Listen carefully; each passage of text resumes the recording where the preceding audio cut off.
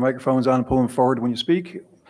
All right, I'd like to call the May 23rd, 2022 meeting of the Town of Niskayuna Planning Board Zoning Commission to order. Mr. Henry, would you please call the roll? Mr. Screbutennis. Here. Mr. McPartland.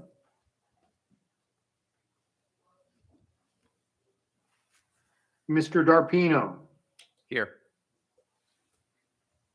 Ms. Gold. Present. Ms. Strang. Here. Chairman Walsh. Here, and we are expecting Mr. McPartland, and so when he joins us, we'll just let everybody know that he's joined in, okay? All right, so first up, we have the approval of the minutes from the May 9th, 2022 meeting. Can I have a motion for approval of those minutes? So moved. Moved by Ms. Strang for approval. Do I have a second? Second. Seconded by Mr. D'Arpino. Any discussion, changes, comments to the minutes? I have none. Anybody virtually? Changes in the minutes? Here's Mr. McPartland, so we'll give him a second. Hello, Patrick. Patrick, we're just ready to do the minutes. We have a motion and a second for approval. Okay, do you have any comments, Mr. McPartland, on the minutes?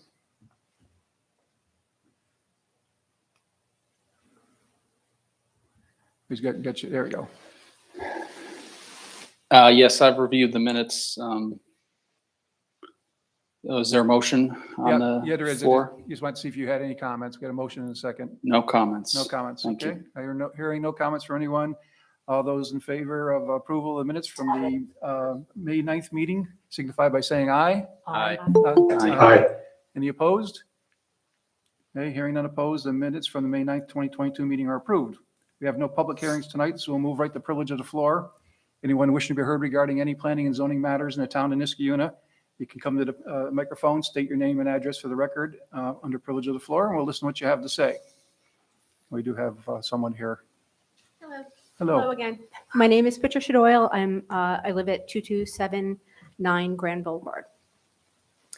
I'm here tonight because I wished I was at the Zoning Board of Appeals meeting on the 18th. I didn't know that I could speak at that time, and also there were some comments that were made at the end of the last meeting here that my name, I believe, was mentioned, and I wasn't here to respond.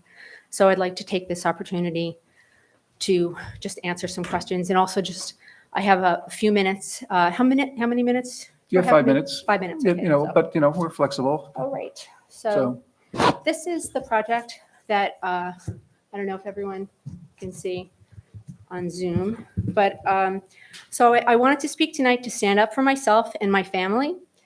We lived in Niskayuna since 2014. Our 2 children graduated from Niskayuna High School. Let me see. I've been on the board of NCAP, and I've been on PTO. We've had a friendly relationship with our neighbors, the guests. My husband, Matt, and Mr. Guest have had long conversations in the yard, very friendly, for the past 8 years or so. We've always tried to be considerate neighbors. For example, when we put up a cedar lattice top fence, the guests, Mr. Guest told us that his wife, Christy, loved it and that they weren't expecting something so nice. Previous to our fence, there was no fence at all, no wall, no barrier of any kind. Additionally, as evidence of us trying to be really good neighbors, I gave a glowing recommendation for his daughter for her application to be a police officer for the town of Niskayuna. So when we received the notice from the town about the variance request for a garage on the side yard setback, we were confident that our neighbor would tell us if it would be affecting us. He has a half acre. He already has a garage behind his house.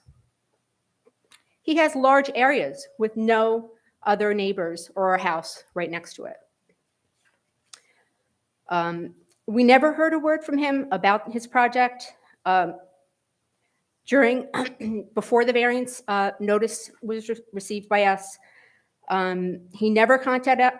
contacted us in any way. He didn't come to us. We did not hear a single word spoken or written for the 4 days after we received the notice from the town about the variance request. Normally, Mr. Guest would wave as he drove by in the shared driveway.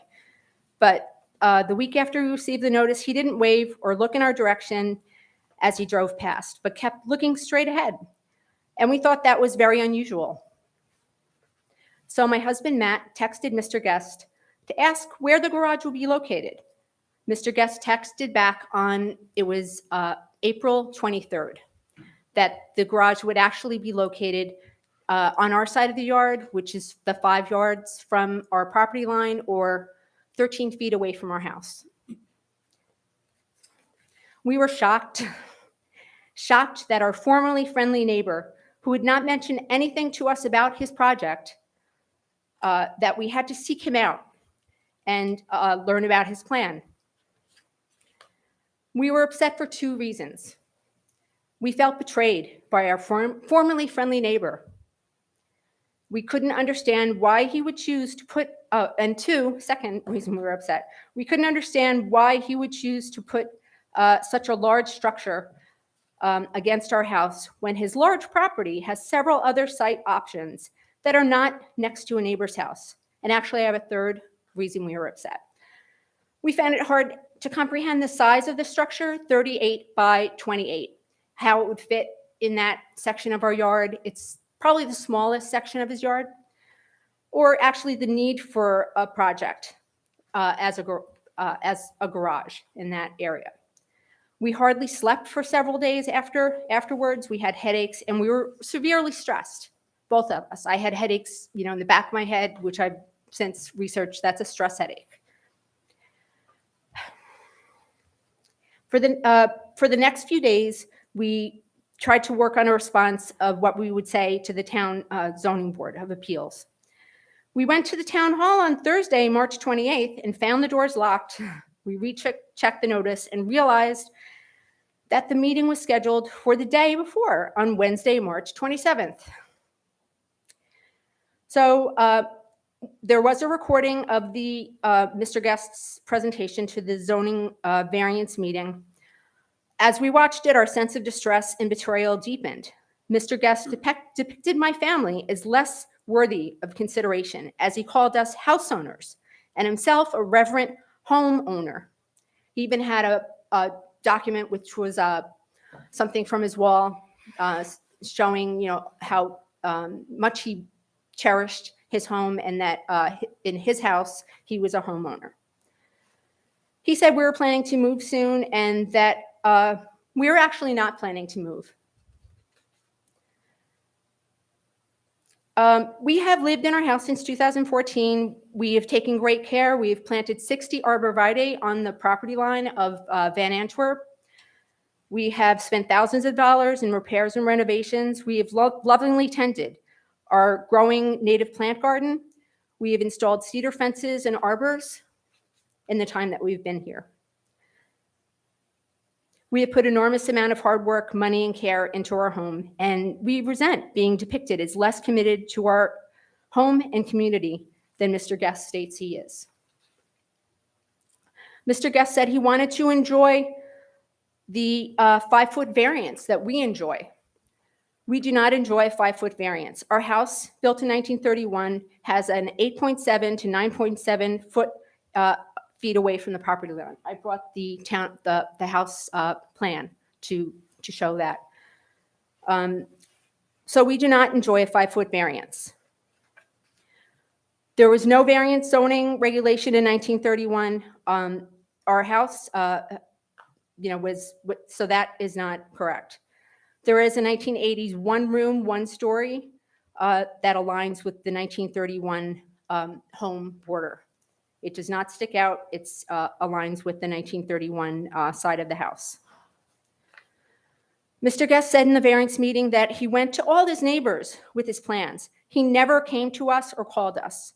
He never went to or contacted our other shared driveway neighbor, the 2 neighbors who would be most affected by this project.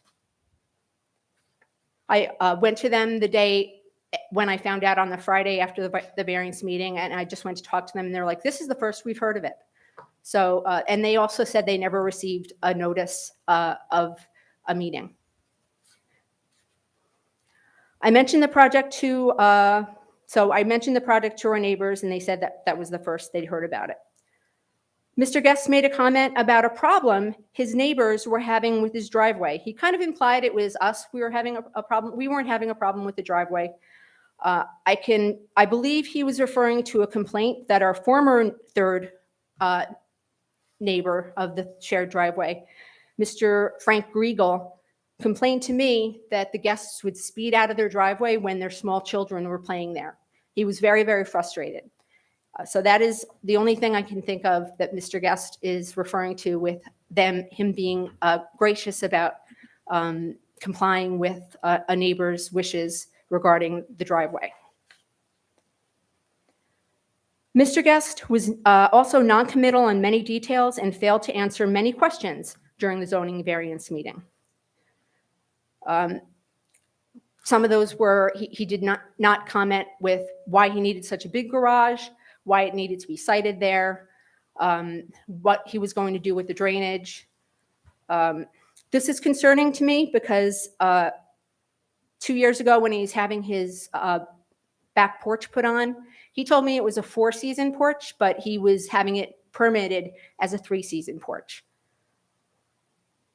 So I feel that is concerning because if he seemed to me, if you could look at the tape and what he said, he seemed to be purposely vague in many of the details related to the house. So we are blindsided by the project and left scrambling to find out details. I had to file a FOIL request, which I received on the 9th, and this is again after the variance was approved. I was emailed plans by Mr. Guest, which actually had a smaller footprint, and this was on May 3rd, again after the variance. So it wasn't even accurate plans that I received. In conclusion, I believe Mr. Guest purposely obscured his building plan from both my family and the other shared driveway neighbors, as he did not come to us with his plan. We were left scrambling to find out the details. And I think that's everything. Does anyone have any questions? I have no questions. Usually we don't respond during privilege of the floor, but I'd Okay. just like to state that we have no matter in front of this board regarding this project. You're aware of that, and we have no Yes. action I do. or authorization regarding. I do any of this. understand, and the only reason I came to the board tonight was because I missed I wish I had the opportunity, and knew I had the opportunity to speak to the zoning board directly. I was sent an email by the town attorney, and I believe I've had a contentious interactions with the planner and the attorney, and I don't feel comfortable sharing details with them at this time. So I wish I had the opportunity to come before the zoning board of appeals and actually say the reasons why the project concerned us. And since you guys had spoken about the project at the end of the last meeting and I wasn't here, and I felt like I couldn't answer because it was going on and I was back at my house. Yeah, I don't recall any questions or comments for you. In fact, I don't recall what was said, I'll be honest The with last 10 minutes, there was a discussion, and then it was said that we didn't show up at the meeting. And I wanted to just tell why this happened. Okay. And that is it. And I just do request that it's hard to leave the meeting and come back, go back to my house and then hear people talking about this particular situation or saying my name, and I didn't even know this was going to be discussed. So I would appreciate if anyone has anything to say, otherwise if you think I should stay here for the entire meeting. It's not on the agenda. I don't expect any discussion on the matter. Okay. Can I just ask you a quick question? Sure. Since there's, as the chairman stated, there's no application, there's nothing before this board. Have you considered approaching the town board? I don't know if maybe their privilege of the floor might be something that you might want to address there, since there's really nothing this body can do for you at this time.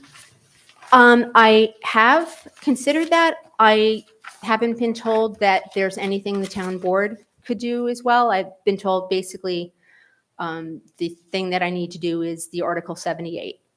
But I just, I live in this town and I feel like there are things I wanted to say and you stick up for myself and my family. And I do think the project is probably larger than what was depicted or maybe imagined.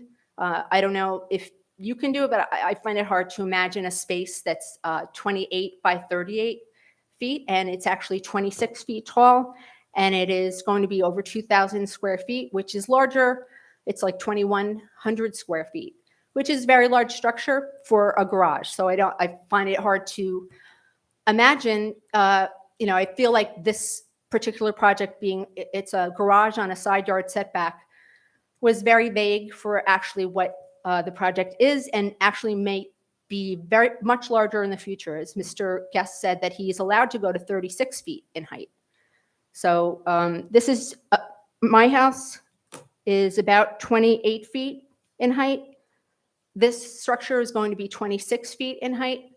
And he said he can actually go up to 35 feet in height. So just the vagueness of Mr. Guest's request and the past misappropriation or whatever of the sunroom that he has. It's actually, he told me it's a 4-season, and he was getting it permitted as a 3-season.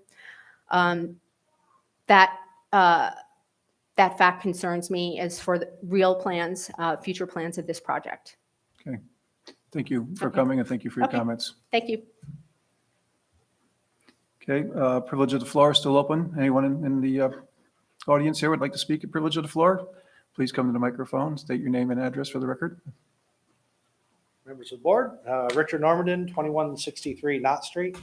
So I have two brief things.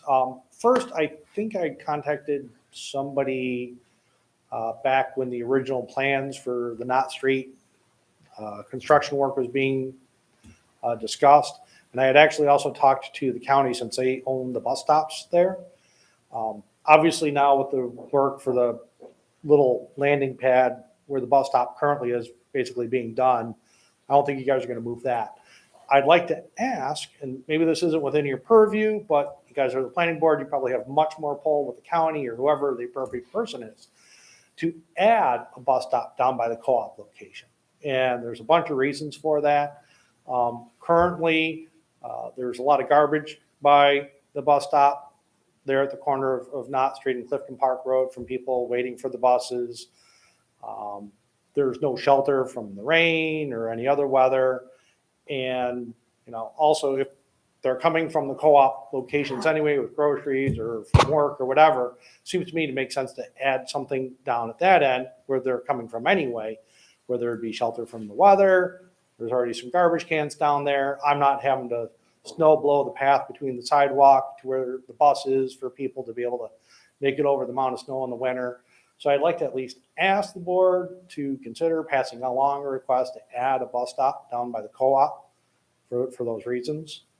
I think it'd be well served for the people that use co-op, and I think it'd make things a little easier. There'd be less garbage down there for the town to deal with. And so anyway, the other thing is I know that the Broken Inn has put in a request for outdoor seating.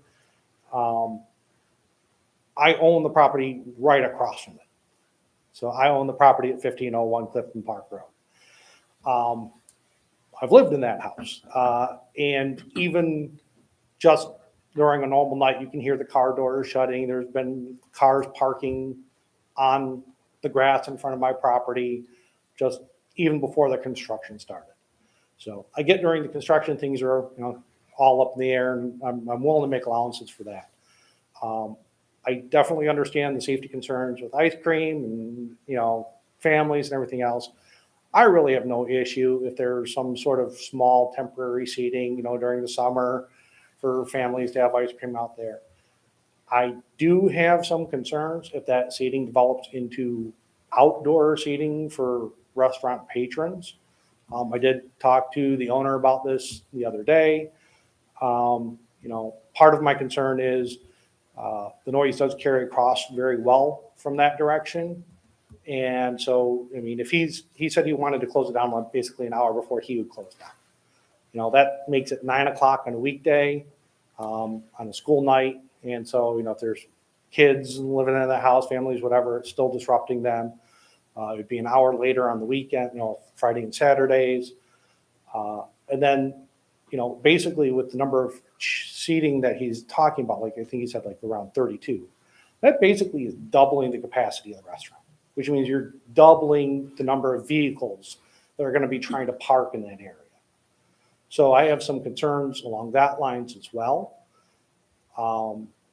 And I definitely have concerns, as I told him, that if that becomes an outdoor eating area, what rules and regulations would govern what's allowed there? Somebody in the bar allowed to come outside with their drink, and then you've got, a group of 10 people having drinks in this dining area because it's still considered on premises. So they're allowed to have their alcoholic drinks outside, and then you get a gaggle of 10 people. There's loud conversations, things of that nature. So I understand the board will make the decision that you guys deem in the best interest, but I would like those factors to be taken into account. There's a big difference between having, seating for families with ice cream during the day, that carrying on into doubling the capacity of the restaurant with extra parking, how late that goes. Do you allow only restaurant patrons that are sitting down and having a full meal to be out there versus people out there having drinks, that kind of thing? If for some reason in the future the board does decide to grant some variance that would allow outdoor dining to occur there, I would ask that there be some sort of noise and light abatement be taken into consideration for my property. I did mention this to the owner as well, that, hey, maybe he plants arborvitaes along the front line of my property to, block the noise. It's not just the people, it's the car doors, moving the traffic and everything else. Having that impact my property, there is a very big step difference between a couple of families sitting down for ice cream versus full service dining. And, I just, I would also prefer if it was maybe 2 hours before the closing time, 8 o'clock on a weeknight for smaller kids. That to me is much more reasonable than 9 o'clock. I've raised small kids. I know the difference between 8 and 9 sometimes, especially on school nights.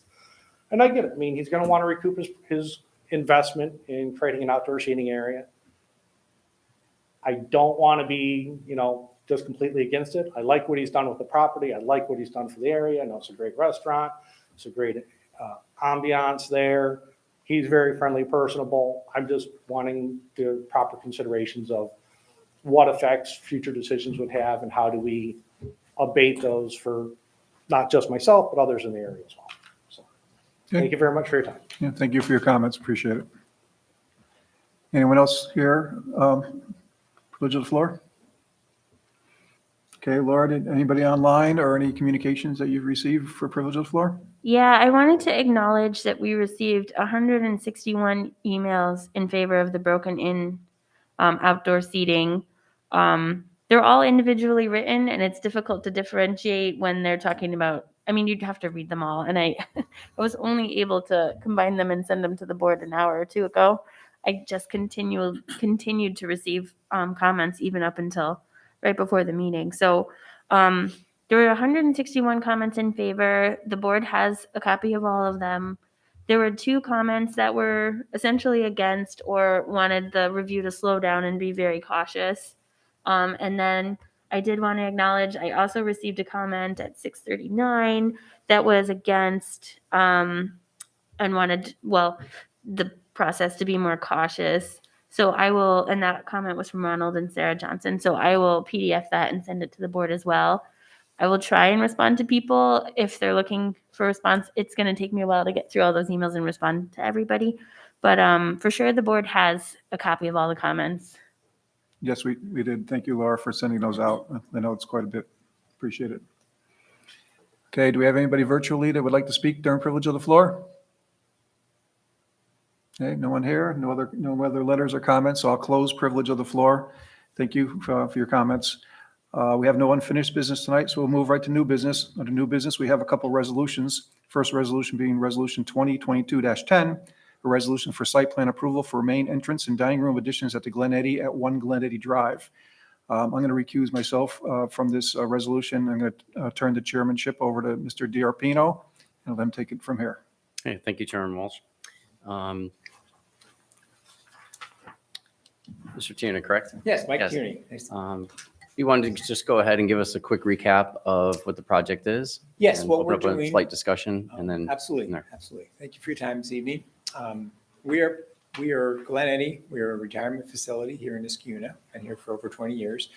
And what we're looking to do at the terrace, which is the assisted living center, is we're looking to expand the dining room by about 800, 900 feet in order to get an enhanced license from the Department of Health. That just allows our residents to have walkers as they age in place. We just need this enhanced license. That's what we're trying to achieve here. More walkers, wheelchairs, things of that nature. So in order to do that, to meet the requirements for the dining room, we need to bump it out a little bit. So with that addition, we're also going to bump out the library to give more space for our residents, and also remove the existing canopy that's the main entrance and construct a new portiere that is going to cover the visitor side vehicles as they get dropped off. Just some of the nicer amenities that we want to do at this juncture right now. So as your last meeting 2 weeks ago, we talked about a couple of things. One was the parking. I think the town researched that and said we're good on the parking. We did not need to increase the parking based on the square footage increase. Secondly, you asked for a landscaping plan. We did provide that too. There were 4 maple trees that are going to be removed just for the process of construction. We're going to reinstall 4 maple trees as well. And the last item was clearance for the fire trucks. And I did confirm with our engineer, our architecture team, that the fire trucks will be able to maneuver around the canopy. The canopy height is 10 foot 8 inches, and we'll be able to get around that with any emergency vehicles. So my understanding, those were the 3 things that we needed to look back on, and I think we've answered everything. Okay, good. Any members of the board have any additional questions or discussion items?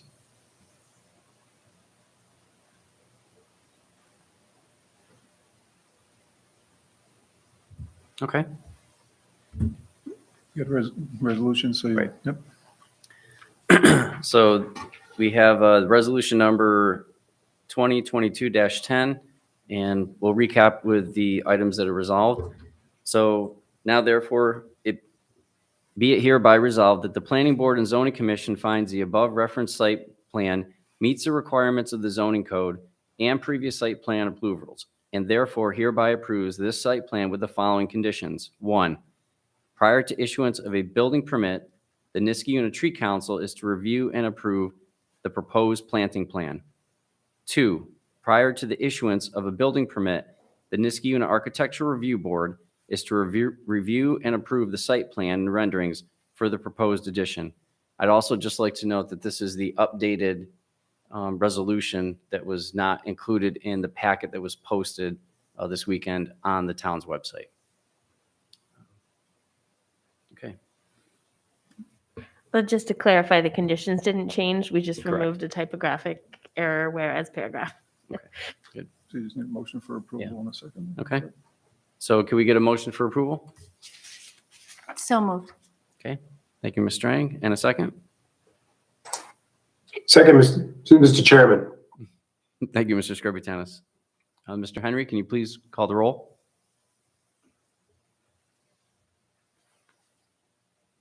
Mr. Scribbutanis. Aye. Mr. McPartlin. Aye. Ms. Gold. Aye. Ms. Strang. Aye. Acting Chairman DiArpino. Aye. Okay. Motion is carried. Congratulations, and wish you all the best. Be in touch with the planning department, and we'll also set you up for a meeting with the architecture review board once you get your images and your packets finalized. We'll take a look at it. Great. Thank you All for your right. time. Thank you. Okay, thank you. And thank you, Mr. DiArpino. All right, second resolution tonight is Resolution 2022-11, a resolution for site plan approval for sidewalk improvements, including the addition of an ADA accessible ramp at Niskuna Square, Hannaford Supermarket Plaza at 3333 Council Road. Okay, and we'll summarize the conditions of the resolution, which was posted to the website.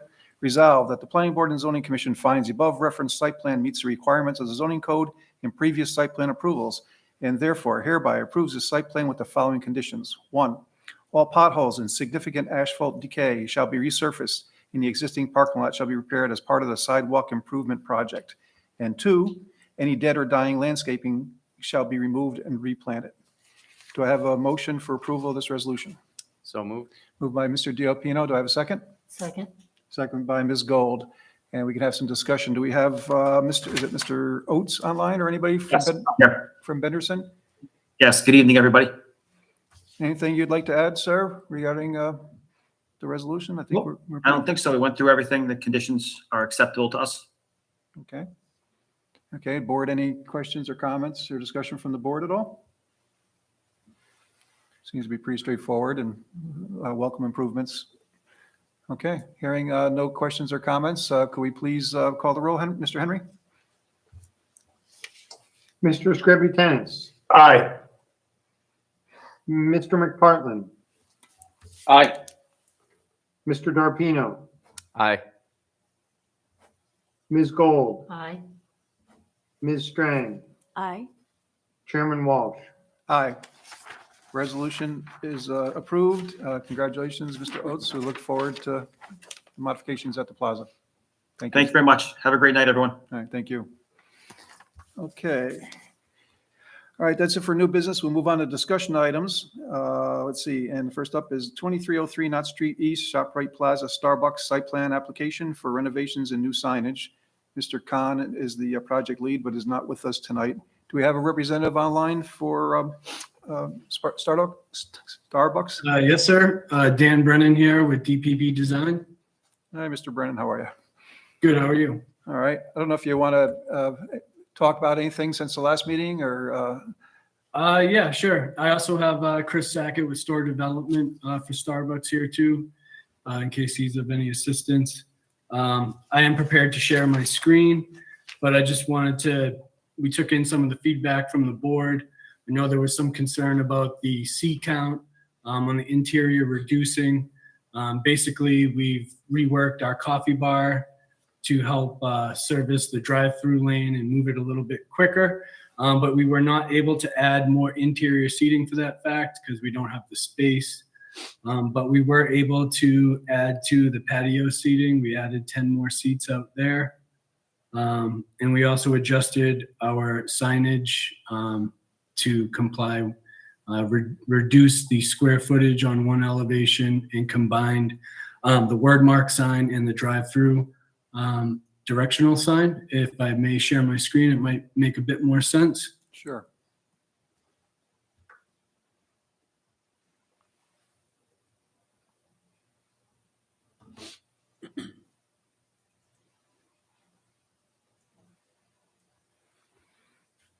Okay, are you able to see? Yes, we are. Great. All right, here's the site as it exists. Again, we're replacing the wall signs on the building, so this is going to be a full Starbucks logo disc sign. Here are the drive-through menu board equipment. Just to kind of, I'll come back to this. And this is our facade where we're adding some signage to. It's a very blank slate right now. Here's what's existing at the store currently. The red is what's being removed, or what we're proposing to remove. Same goes for the exterior elevations here. Wall signs are coming off. And here's our new layout. The only thing that changed here is we kind of reworked our outdoor seating patio to fit some more seats so we can have some patrons that want to sit down and do some paperwork, have some coffee.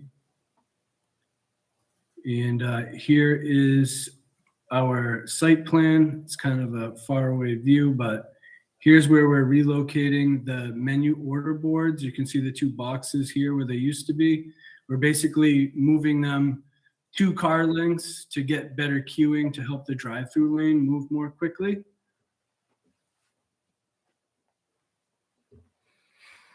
Here's our elevations that we spoke of a couple weeks ago. Really the only change from what we discussed. Here's the logo disc that's replaced at the front door. And here was the main concern with the board. Before we had a larger word mark sign with the drive-through directional. And what we did is we merged those 2 signs into one and shrunk it down a bit. I'm told that made it so our square footage was in compliance. I think we were just over by about 1.5 square feet. And that's basically the gist. Here's just our layout again. And then the rest is just our signage detail. So it's a lot of repeat drawings. I think the main concern of the board was of us moving the drive-through menu boards and how that's going to impact the handicap parking over here and how that's really going to help move along the drive-through. We did have a drive-through queue study report from Kimley Horn, our civil engineer. We got it kind of late, so we provided it to the planning board, I think on Friday. So I'm not sure if you guys had a chance to take a look at it. Yeah, we've all received a copy of that. Thank you. Okay, great. So basically their analysis concluded that it would save 15 seconds per car. So it's not a big move for the menu board. Like I said, 2 car lengths.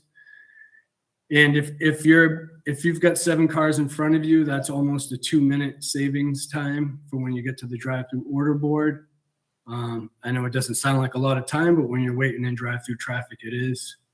I know the concern is also if the traffic was to back up at the order board here, that there's handicap parking. And all I can say is that this is actually going to help that from not happening more often. And there is also, not preferred, but there is an option back here. There are some handicap spaces.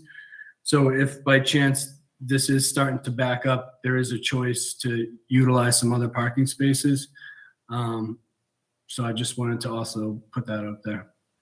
Okay. Thank you.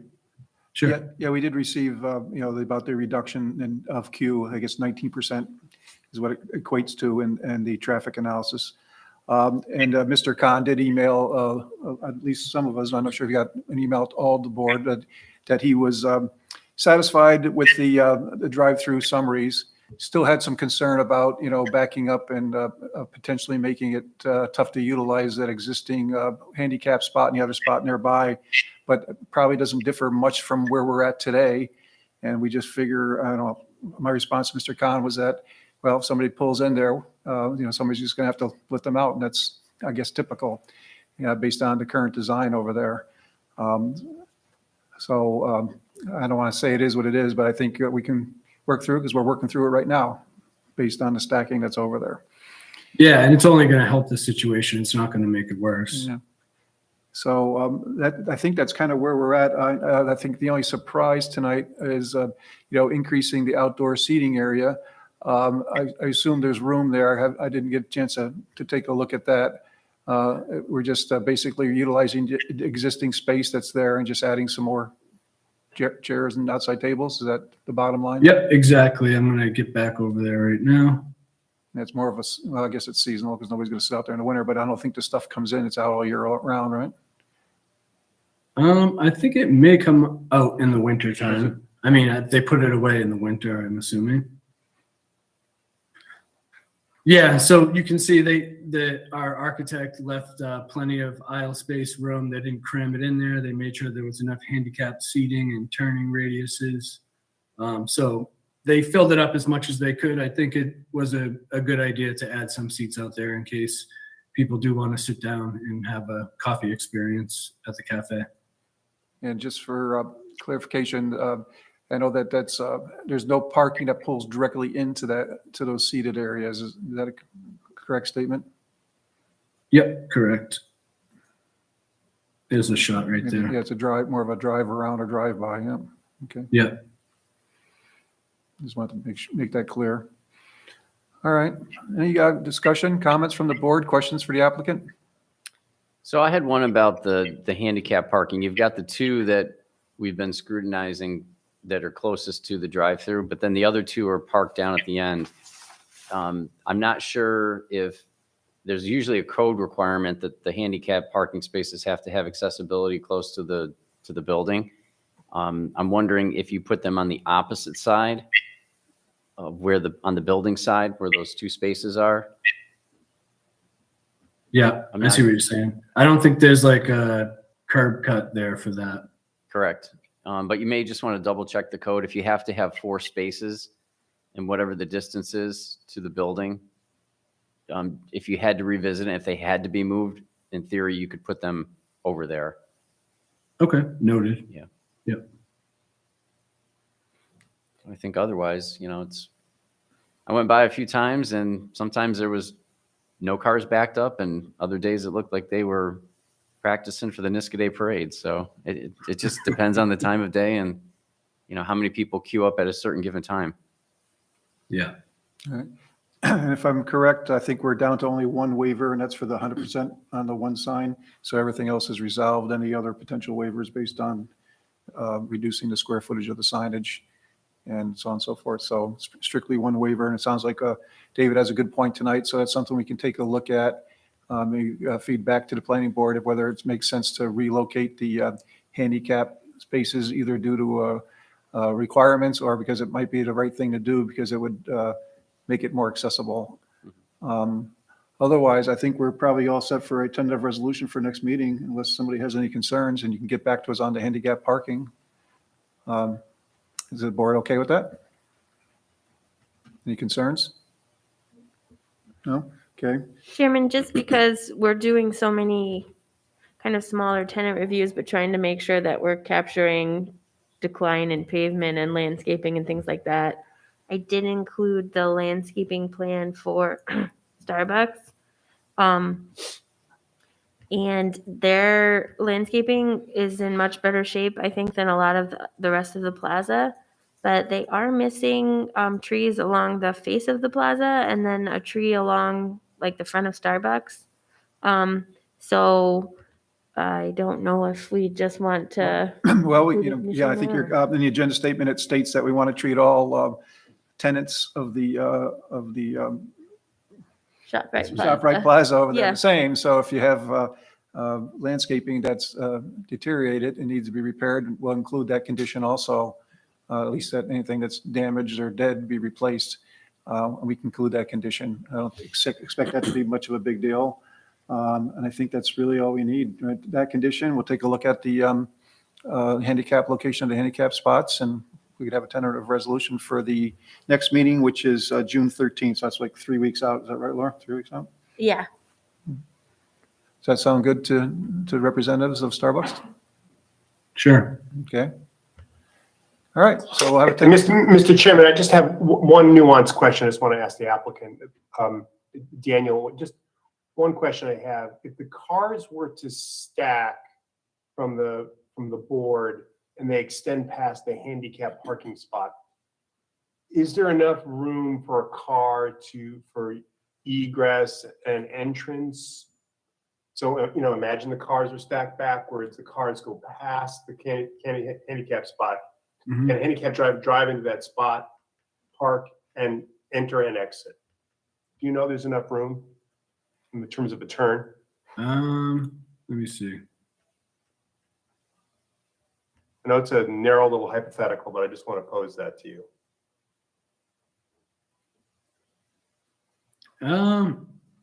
I don't know if the drive-through person stayed close to the curb on the right side, it's possible. Let me share my screen.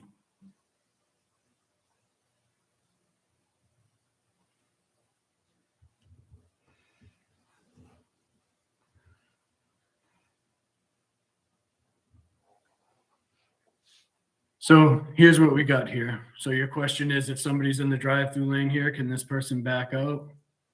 They'd have to stay pretty tight to this curb here. Yeah, that's not where the cars go when they're going through the drive-through. They're going to keep the curb to their left. I think the answer to that is a solid no. Yeah. So maybe that gets back to Mr. DiArpino's point that it might make more sense to put the handicap parking somewhere that it can never be blocked. I mean, it's not changing the existing condition. I mean, you're saying if 4 cars happen to pull up at the exact same time and then one order doesn't get put in within 30 seconds, you know what I mean?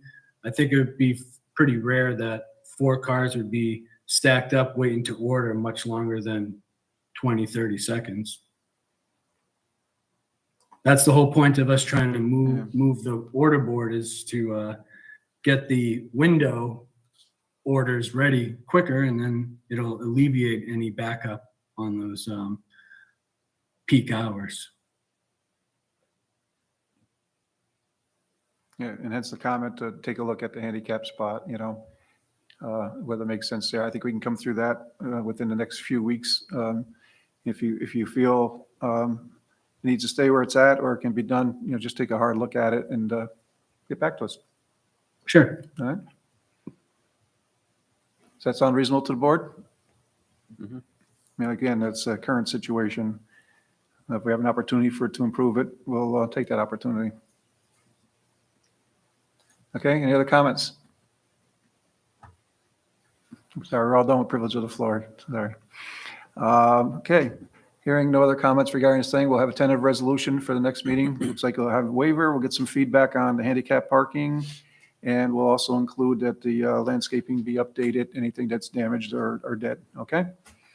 Sound good, Laura? Anything from the planning office? Yeah, the tree council actually did a walkthrough of both sites because they were close by. So I'll just send them the tree council comments ahead of time so they have them. Okay. Okay, well, thank you, everyone. Thank you. Thank you all. Yep. Have a good night. Right. Okay, that's it for Starbucks. And let's see, next up is 2207/2209 Knott Street. That's the broken in site plan application for temporary outside seating and parking space changes. We have Mr. Nicky, I believe, online, and Mr. DiArpino is the project lead. Before we get started, Mr. Nicky, you're online, right? I am. Can you hear me? Yep, we can hear you. Thank you. Right. Yeah, I just want to, just for information, or is that, we got this application for outdoor dining, and it's an expansion of what was previously approved by this board. We had an application before. The application required that the town board issue a special use permit in order for it to go forward, and then it returned to the planning board for site plan and for final approval. At that point in time, the ice cream window was included. There was no outdoor seating. So we won't be able to take temporary action tonight on approving any outdoor dining. We're going to have to put it through the process, our typical process, to take a look at it from a safety, as we heard from the public tonight, noise, lighting, all the typical things that we do as part of the process. And we'll have to make a recommendation for the town board. And it's my understanding, and tell me if I'm wrong, but it'll need to go back to the town board to update the special use permit and make a decision on whether they concur with the recommendation of the planning board. If the town board does concur with our recommendation, it could come back to this board, for the final approval. So it's going to take some time to get to the point to be able to have an approval for outdoor dining. Okay. No, can I just ask, I'm sorry, I thought you were finished. Nope. Can I ask you to clarify the difference between outdoor dining and outdoor seating? Because my proposal is based on outdoor seating as a matter of public safety, as opposed to outdoor dining as a matter of commerce. Well, it wasn't shown in any of the drawings before, right? It wasn't shown in the original submittal. So it's an expansion Correct. of what we previously discussed. We had a public hearing, and the town board also had a public hearing. And the public never had an opportunity to give us feedback on their thoughts regarding outside dining or seating. So we need to put it through the process. Understood. And again, this is not something I'm trying to, shove down at the 11th hour. This is something that came up as a need-based in seeing Yep. children sitting in the street and pregnant women unable to guide their children. without Yep. going into the street as well. Right. Well, we're not done. We're going to have some more discussion about this. We just wanted to make it clear that as far as outdoor dining and seating area, we're going to have to go through the process to do it right. And we're glad that things are going well down there, and we wish we had the foresight or the applicant, to include this in the original submittal, but we are where we are, so we just got to work through the process. Okay? No, so did we. I think everyone's focus here is on safety. You got it. Okay, with that, I guess we go ahead, Mr. Nicky, you want to talk about, either that proposal or what we can do in the meantime to alleviate any safety concerns? I don't know if you want. to go. Well, I would start with the latter, and obviously I'll keep it brief because it seems like, as we all probably assume, there'd be no resolution here tonight. We opened up our soft serve ice cream window several weeks ago, and it's done very well. We run into an issue, as clearly was an issue with the rest of the plaza, of people not parking or even attempting to park in a way that takes more than their own self and their own space into account. So we have an area where people will literally drive within inches, if not touching the building, where other people are assembling to try and get an ice cream cone. Seeing this, by we, I mean me, had the town planner and Mr. Henry, Laura Robertson, and Mr. Henry and Mr. Darpino come by. First, just Mr. Henry and Ms. Robertson to ask if we could stripe the parking lot a bit further away from the building, and which is, of course, a bit further away than where it is right now. There's plenty of space to do so, would not compromise parking spaces at all, but what it would do is give a visual to people as to where and how they should park. And not just north-south, but east-west. Right now, although it's a requirement of our original agreement to stripe, there are no stripes. So while there may be 12 or 13 parking spaces, you can't fit any more than 8 or 9 cars in there because people just kind of park wherever they want to park. The reason we didn't stripe before opening the restaurant, and we did speak with the town planner's office about this, is that it was cold. There was snow on the ground. There was ice on the ground, and it just wasn't the means. Our plan always was for the weather to improve and then stripe. And that's when this conversation started. We then put some red velvet rope and stanchions out to delineate an area for people to safely stand. We'll put some tables and some chairs within that area so that people could sit down, which you'll find anywhere that someone goes to get an ice cream cone. And again, this is primarily families or kids on their own riding bikes, that sort of thing. Sent some photos to the town, and we're told that we needed to take the tables and chairs down until we got approval from this board here. So, and as I'm sure you saw in the information I sent over, we have photos showing people gathering in the middle of a parking lot and in the middle of the street. And then we have photos of people sitting safely at tables and chairs. But the reason we had to remove the tables and chairs, of course, is because the red rope and stanchion, and stop me, Mr. Henry, if I'm wrong, is not considered a heavyweight enough barrier to keep someone from driving through them and hitting someone. And that in some fashion, we would be encouraging people to gather in an area where someone could hit them. So the tables and chairs were removed. So as it stands currently, there are no striped parking spaces on Clifton Park Road side of the building. There is no space for anyone to safely eat an ice cream cone or feed ice cream to their kid in a stroller or anything for that matter. And no barrier whatsoever to keep someone from mistaking the gas from the brake and driving into the building.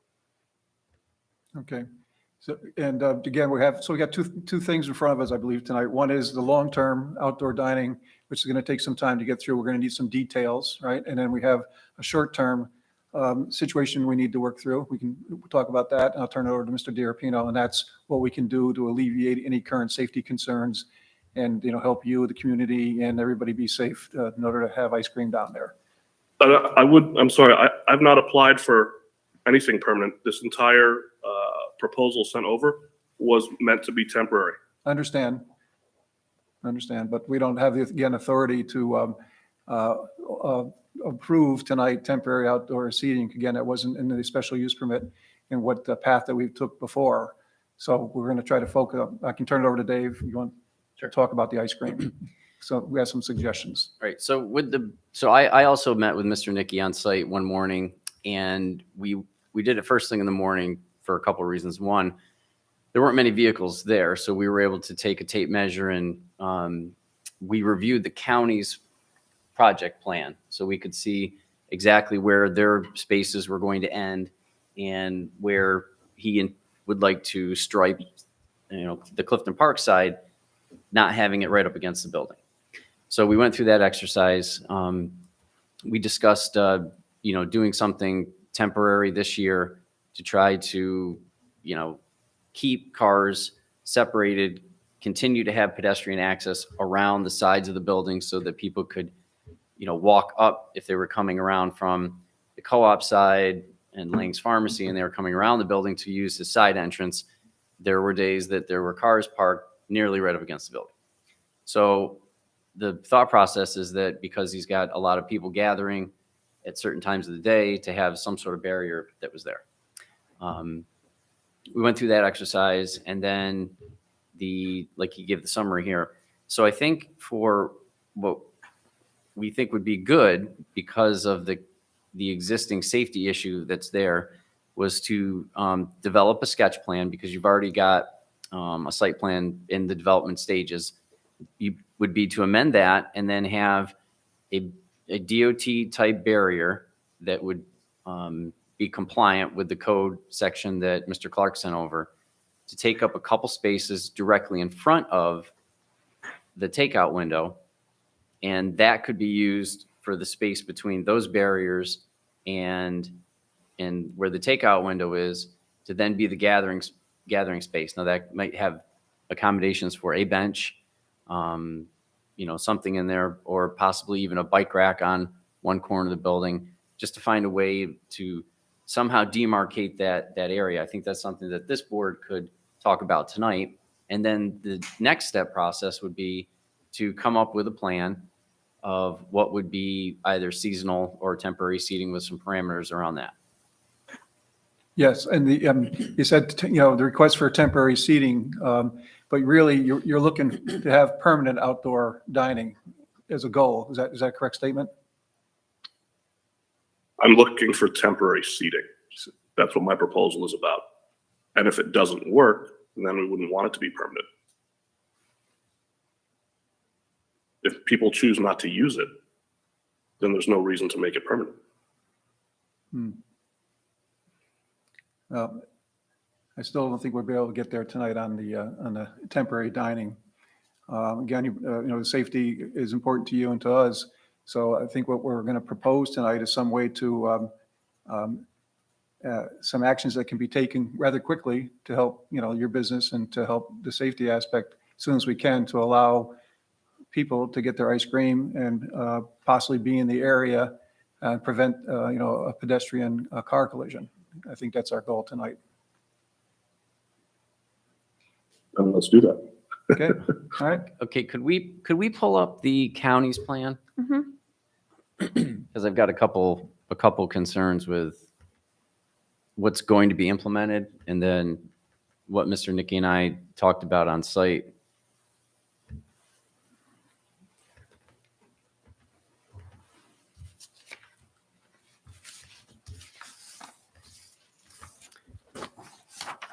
So if you could zoom into the left-hand side and scroll down a bit. So the relocated bus stop is actually right there where the bend in the curve of the road is.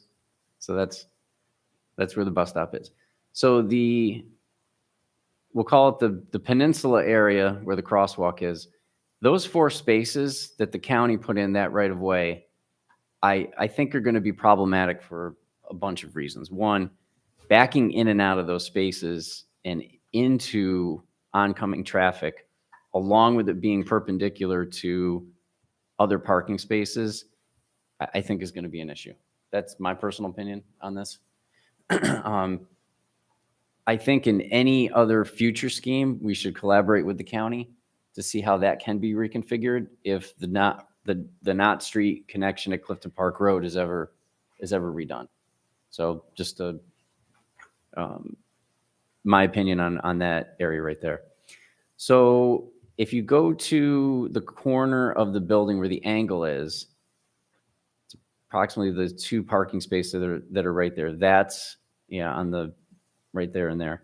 That might be the area coming back towards Knott Street, where if those two spaces were blocked off, they wouldn't be affecting the other businesses that are on the angled portion of the building. And that would be in close proximity to the takeout window.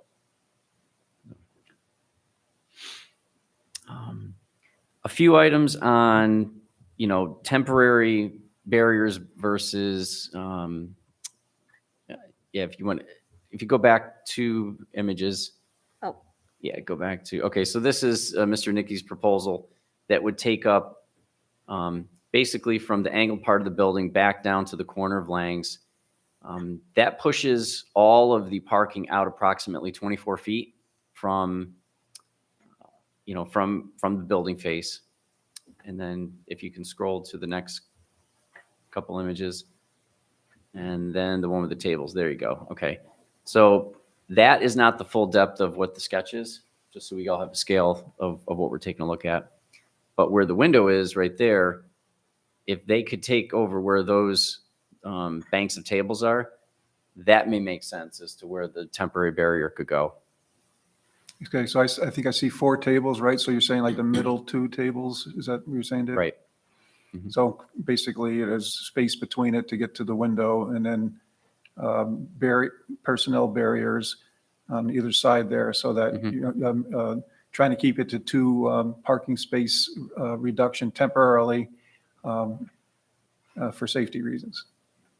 Correct.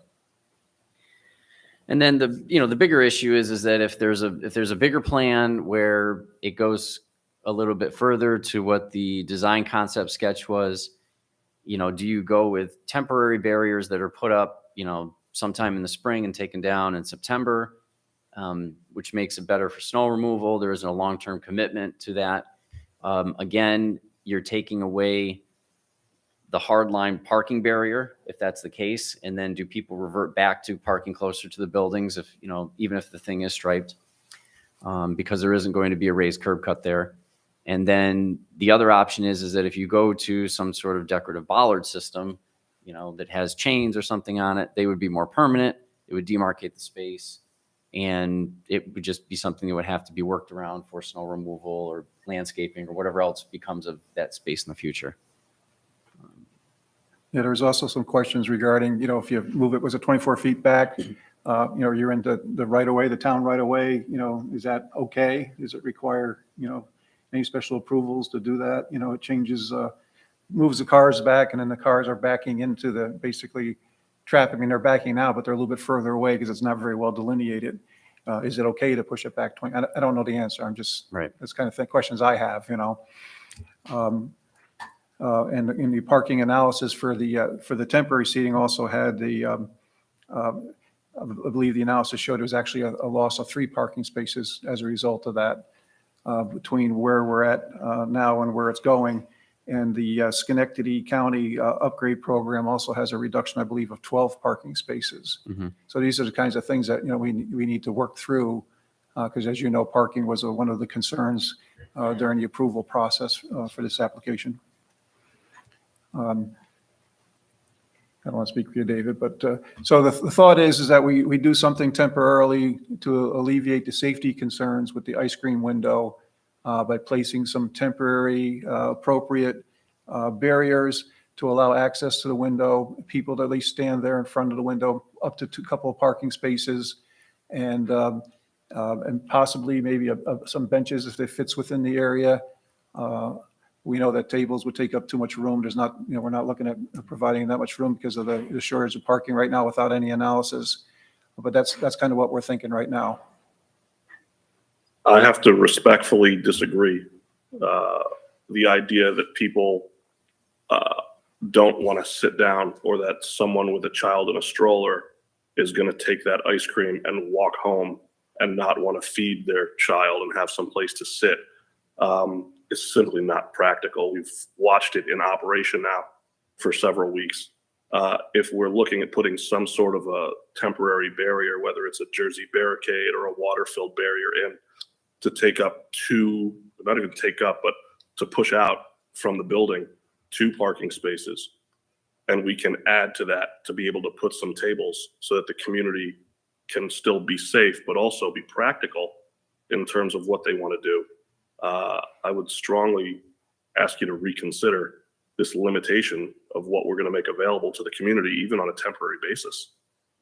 I see how that may keep somebody standing in line from getting hit by a vehicle, but if you look at any of the photos I provided, the footprint that they occupy, even if standing and eating their ice cream, is so much wider than that.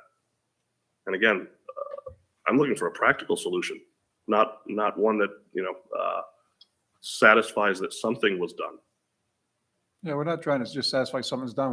This is new to the board. It's, it seems there's a sense of urgency, obviously, because, the timing of the year and everything, we're trying to work through this somehow is the bottom line. So as am I. That's why I'm saying if you're willing to consider putting up some sort of a temporary barricade that's going to take 8 feet or 12 feet, and it's going to still maintain parking in that area, why are we limiting the width? Is there concern with having some benches a line versus tables and chairs? Just the fact that if, based on what you're looking at, in any of the photos, you don't see 4 people or 6 people sitting down. That's just, on a warm night in Niskayuna at 7:30, 8 o'clock, once people finish dinner, it's not one household that wants to come out and get ice cream. Yeah. Have you collected any data? Please put your microphone down towards you. In terms of the number of patrons who are standing or coming, or the nights Who of are the week? milling around eating their ice cream rather than moving on and going towards home? Well, I have the photos that I provided to you. That was just a couple of real quick snaps that we pulled from the security camera. I don't know if Ms. Robertson can show those photos. I don't know if everyone's had a chance to see I've them. seen the photos, but- but that might have been one rare occasion. I'm looking for any data you have.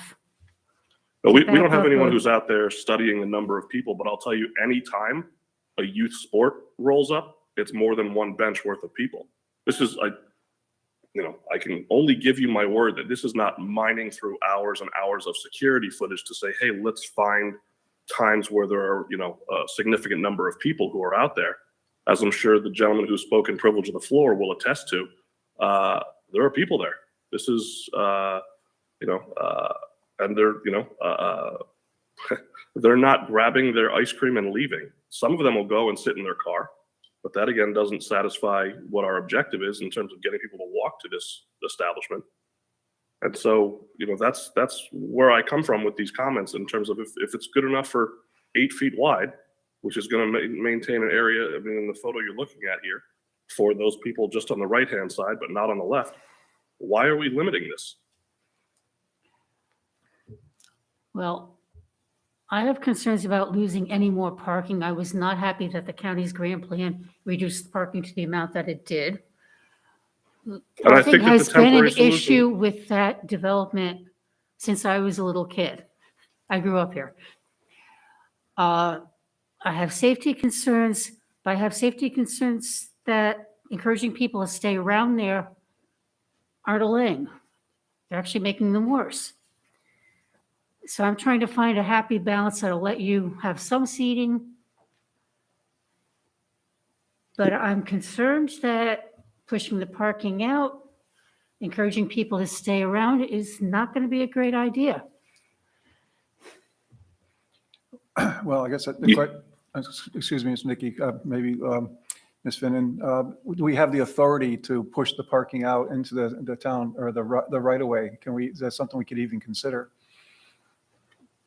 Typically not at this point. I would be having our other department heads weigh in on that before this board were to make a decision on that. Right, and that's why I say it's part of the process of all this, Right. all the interactions we would have to, relocate the parking and to add even temporary seating going through the process. And that's why we're thinking if we could do something temporary to allow access to the ice cream window, maybe some benches lining and just taking up a couple parking spots, we could get through that this year in parallel with going forward with the application for, which you say temporary, but obviously if the temporary seating works, it's outdoor seating. And so it's going to require, interactions with, possibly the engineering community, town designated engineer, and just all the reviews that we do typically review. And I would encourage those if the community is going to support this and if this is what they're looking for and if it's able to be done in a safe way. This is not something that, was just thought of alone in a meeting and, hey, maybe this is going to work out. This is based on community demand. As you can clearly tell from, notices that were sent to the town planner, I believe 161 of them, to 3 negatives. Yeah. One of the other issues with just demarcating 2 spaces is that are all the other cars adjacent to that towards Knott Street going to park at the same depth, or are they going to encroach on the building? You see what I mean? Yeah. So to Mr. Nicky's point, if you're going to put up a temporary barrier, it may make sense to do the entire length as opposed to just a couple spaces, because then someone wouldn't inadvertently drive too close, and that could also cause a problem with the queuing. People will get their stuff and they go closer towards Knott Street. That may be an issue. But yeah, because the problem could be that would result in line of sight problems for everybody. And that instead of having a little room to judge when it's a good time to come out, to back out, people are actually doing it in the lane rather than in the parking lot, which I've unfortunately seen. Well, As have I, which is why we're having this meeting. Parking's always been problematic in that whole area, just with, people. It's just always been a tough situation. But the 8 spots that come up that side of the building, I'm seeing there may make more sense if there was a line of barriers there. Maybe it only goes out 6 feet or 8 feet max, but it would still stay within the right of way to get an 18-foot deep parking space. That might make the most sense. I guess we don't have a plan that shows where the right of way is in this package. Is that correct? And nor do we know if we can actually allow parking within the right of way. Correct. So guys, the highway boundary is on this map that the county has. And the county? And the majority of the parking in that parking lot is already in the town right of way. So I think if we've identified a safety issue and we can help that by pushing the parking, 4 or 5 feet out, 6 feet out, and then put up, Jersey barriers or the water barriers to keep the cars from interacting with pedestrians. I mean, we can double check with highway, but it's already pre-existing non-conforming. If we push it 5 feet out for safety reasons, I think that's okay. For safety reasons only, and then a more thorough package can then be reviewed by the planning board and then brought to the town board for recommendation. But I mean, basically the entire parking lot is in the right of way and it's not striped. So if right now cars are pulling into 5 inches of the building, he's going to put paint down 5 feet from the building. But we know that there's a lot of people there. If we have him push it out a foot or two before he puts up those barriers, it's okay, I think. But I also think that taking a parking space or 2 away for pedestrian safety right now is also going to be okay while we're working through these issues that were inadvertently created by the approvals. It may make the parking tight. It's tight right now because of the construction, but we need to figure out a way to delineate where the people are standing, keeping them safe. I mean, I'm okay with tables or no tables, but the whole parking lot's in the right of way. Yeah. Unfortunately, I don't think, obviously 6 feet is going to help. I mean, it'll help for pedestrian safety and for queuing to the window and standing around, but it won't help with tables. Yeah, that's what I'm saying. So, and I think that's getting to David's point, like right now, if he was to put up, Jersey barriers like 2 feet from the building, like what is that accomplishing? I mean, it'll help, but does it make more sense to push him out a couple more feet so that there's some safe buffer between people, cars in the building, and then to leave some spaces open in front of the window right now, I do. I'm sorry if I'm cutting in. I can't see you, obviously, Laura, so I'm not sure when you're done. But just want to add that we're somewhere, according to the foreman, between 4 and 6 weeks away from the sidewalk complete in front of the businesses that you'll see here. It's an 8-foot sidewalk, and then you turn into nothing. You would make a right-hand turn if you're walking, from right to left in this drawing on the sidewalk, and you get to the corner of the building where Lang's Pharmacy is and make a right, you very well could find a car within 6 inches and no sidewalk whatsoever.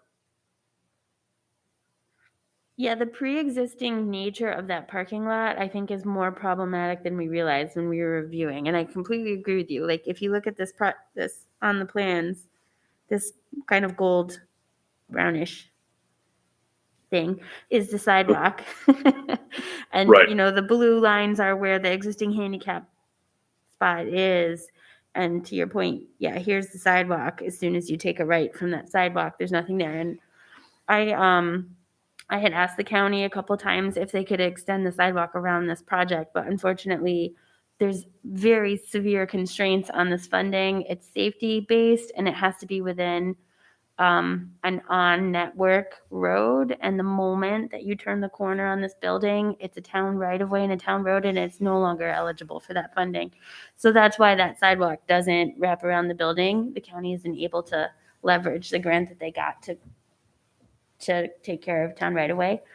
But And I would add, the reason I had the same engineering firm do the drawing that I provided to the planning board, that did the drawing for the Knott Street construction, is that they're familiar, obviously, but that we could also maintain much of what was done. So the drawing that I provided from MJ Engineering takes that same 8-foot width sidewalk into account and takes that same parking area, there you are, takes that same parking area that they've already designed into account as well. I mean, if we're really talking the project, and I don't think there's anything that can change at this point, those 4 parking spaces that you see at the bottom right hand of your screen really should be 2 parking spaces going straight in.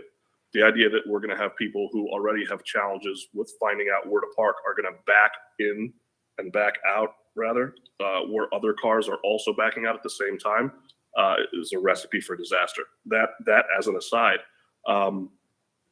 this actually makes it safer for those. And again, I know this is not something that is a part of what we're looking to complete here tonight, but boy, whoever put those 4 parking spaces in there was more concerned with numbers on a spreadsheet than actual practicality of driving. Well, usually the really difficult spots are meant to be used by employees who will be there till like closing. I grant you, it doesn't always happen that way.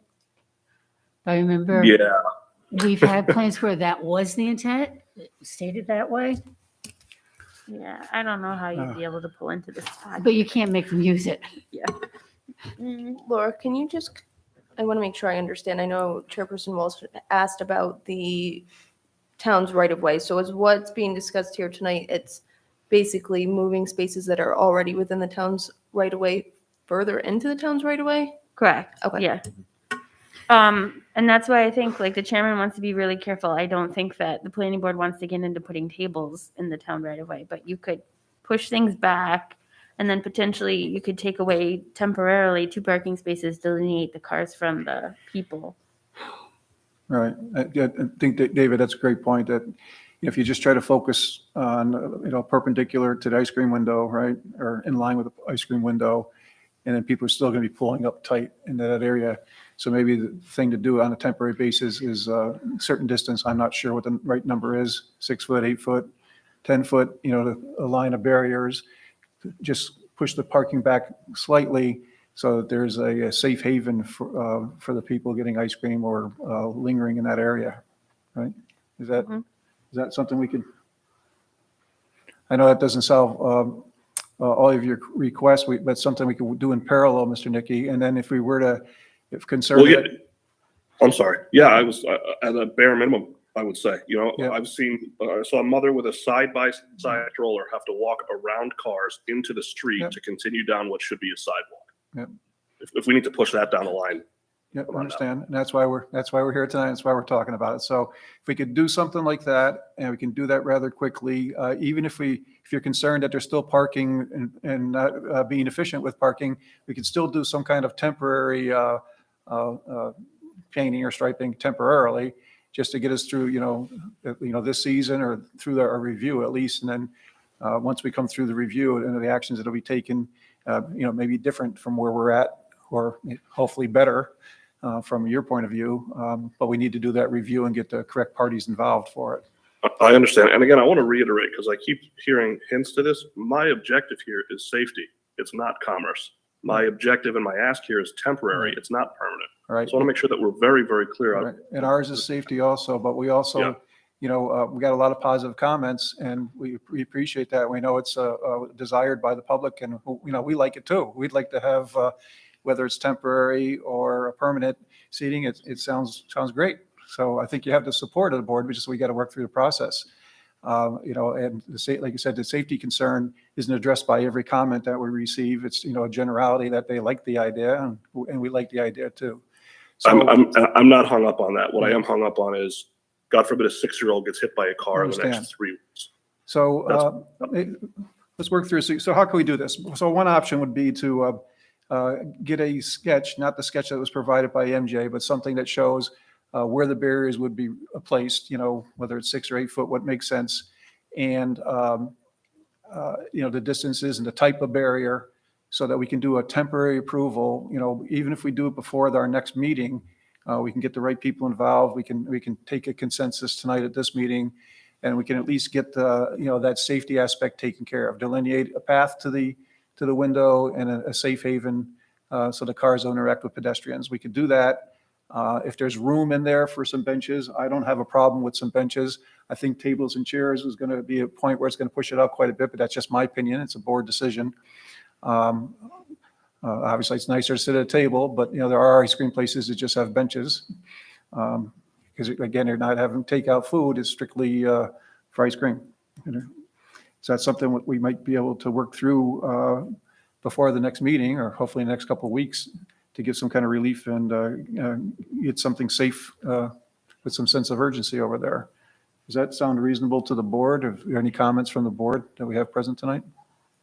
I do believe the highway department should be consulted, because if we're talking about expanding into the right of way closer to the actual road, that might impact their operations on occasion, and they need to be consulted over that. And I actually think the police department might have some input that they would like to share. I fully agree, and that's stuff that we would do as part of the Yeah, like my process. recommendation would be, if the planning board was okay with kind of emergency, like Yep. it would be at the discretion of the highway department, Yep. police department, and planning. Yep. Because parking on that site has been a problem for many, many years. And losing Well, let's fix it. more spaces hurts. It Yeah, I really mean, does. Obviously, we know there's been talk, and we won't go there tonight, but about a long-range project with realignment of the Crescent Road and that whole area, which would improve it for everybody, including traffic and your business and the whole area. But unfortunately, that's it's right now it's just a dream. We don't there's no funding for that. There's been some concepts developed, And I but- don't know how realistic it would be anyway. but it's doable. So, but that's Maybe just not. but it's going to take some time to even engineer that, and where we're going to pay for it, and how we're going to pay for it, and who's going to pay for it. So, Mr. Nicky, again, David, I want to speak to you. Do you think that's the right thing to do? You provide us with a sketch, whether it's 6, 8 foot, whatever, away from the building, to push the parking slightly back to allow that area. And again, if you can squeeze some benches in there, submit that to us and get us some kind of approval. And we can do that, outside of a meeting. Hopefully we can do it as soon as you can get the sketch to us. Is that something that, agreeable with you? Or I know it doesn't meet your. I would say secondarily, look, if I had my way, I'd be out there striping tonight so that we could serve people safely tomorrow. But if we want to push safety off until you've seen an Well, 8-foot no, I'm not trying to drawing, push it off, but as you just heard, we got to have the police take a look at it, and we got to have the highway department look at it. So, I can't speak for them. I get it. Look, we can restripe it exactly as it is, even. Yeah. But yes, of course. Yeah, we don't If want to we- see you if expend, what needs the to be expense of done- restriping it per the original plan, because we're not following the original plan, obviously. But isn't something better than nothing? Yeah, Mr. There's Nichols, nothing there. I think that the chairman has expressed that, this can be approached and maybe taken care of outside of a normal meeting. And I am all about, let's get it done. 2 weeks' time, you're going to see tremendous business. We're still going to have the nice weather. Myself, I haven't been over to your establishment yet, but I hear incredible things about it. There's more kids in that neighborhood than can be counted. You're going to see more business in the next 2 weeks. And I think if we can expeditiously get this done outside of a meeting, that's great. Unfortunately, we can't say, okay, go do it tomorrow, and you understand our constraints that way. But I do. I think we can do this within the 2 weeks. If, the soonest you can get that drawing to us, the sooner we can get things moving along and get the safety out there for you. I do. I will have the drawing to you tomorrow. Okay, so let's talk. Can I ask what is the timeline then for the, Well, prior to the next, what that review Well, would be? it's like 3 weeks for our next meeting, so that's why we're trying to, come up some Sure. solution tonight, so we don't have to wait 3 weeks, right? And then get the reviews that could occur, possibly this week, through the town and whatever we can do to keep it moving forward. So if you were, again, Dave, help me out here, but you got some notes, but if you provide a sketch, Right. pencil drawing or whatever, it doesn't have to, be AutoCAD or from a vendor. That shows, and give us some information, what type of barriers you're talking about. Is it Jersey barriers? Is it planters? Is it, water barriers, whatever you're proposing, and the location of those. And we'll see if we can at least push the parking back a little bit in the meantime to give a safe refuge there for pedestrians. If it's back far enough that you can squeeze a couple of benches in there so they can sit down, I'm okay with that, And then if you get that into us, we'll have the police, we'll have the highway department take a look at it. Dave, planning board lead, Mr. DiArpino will take a look at it. I'll take a look at it. Obviously, the planning office, Laura and building inspectors, are all code enforcement agents. So they'll take a look at it to make sure that we're not violating anything, if there's any suggestions that they may have. And then we can give the authority to the planning office to issue a letter to go forward with that on a temporary basis with some, as a trial or some kind of a date where it would be disestablished. Because in parallel, we're also going to look at the outdoor dining, whether it be temporary or permanent. We're going to do that in parallel. Which is entirely at your discretion, obviously, to do so. Yeah. And again, hopefully you're not mistaking my passion for combative. I'll have a drawing to you for tomorrow. It's just, I recognize the red tape and the other parts of the town that need to be brought into consideration. I've just seen some stuff that's uncomfortable to me, where we may consider shutting the ice cream window down till the time where that's done. It's just not worth the risk. And nothing should show you more from me anyway, that this is not at all about commerce, than the fact that we're willing to do that, because at this point in time, it's just a matter of time. So I think one of the things that we're going to figure out from this is that within a couple months, the county's plan is going to be pretty close to being executed. You're going to see those 4 spaces. I am concerned that if whatever line is demarcated of where the barriers go, the temporary barriers that we're talking about right now, that the line should be consistent. And the further or the closer it is to the building, the more likely it is for someone that comes into those spots, they're going to back in towards the building to do a K-turn to come out, because most people are going to pull in nose first. And we don't want to create a situation where the barrier is too close to the building or too far away from the building that would, keep people from backing in towards where the pedestrians are going to be, Yeah. which is just as bad, or it's probably even worse than coming head on. So I think whatever that distance is, Mr. Nicky, that you come up with in that plan, personally, I'd like to see that line straight across. I don't think staggered parking is going to be an amenity by any means. I think it would confuse people and just create a worse problem. So I agree, and MJ Engineering agreed as well. That's why, this wasn't a hastily thrown together drawing that we submitted. This was based on, the likelihood of someone, being able to drive in and drive out without hitting something other than, the space between the lines. Can we prohibit backing into those spaces? no, I don't think there's any. I know they do it for daycares. I don't know if there are other things, but if you're gonna have people sitting outside ingesting food, it would seem to me. We can't Or even, if you exhaust. take a There's look no at that ex- drawing, Yeah, there's no enforcement of that. So there, I mean, no, you can't. Even when And the- daycares put those signs up, I mean, I don't mean to sound like mean, but I mean, I think they're just putting that up because a parent complained, but even they can't really enforce that. That's not an enforceable. Well, if it's state property, it can be enforced. I don't know about the rest of the state. Well, I mean, they Somebody can there. try, but Yeah. that's not, I don't. Oh, they I pull parking, wouldn't- they pull your state parking permit. I've been told. Okay, So the but I state's got don't ways think of that that doing would it. be an appropriate situation But- solution here. I mean, I almost wonder, those, because there's such a conflict in movements between the 4 spaces that are facing towards Knott Street and the remainder of spaces that are facing towards Clifton Park. If you decide which way you're going to align them, then you don't have the conflicting movement. So rather than having 4 that are facing Knott Street, just have 3 that are facing the building and call it a day. I don't know. It's just a thought. Yeah. So other board members that are virtual, any feedback for us or any thoughts on this? I would like to support the statement that Laura just made. I'm not content to accept what the county wants to give us in terms of those 4 spaces facing Knott Street.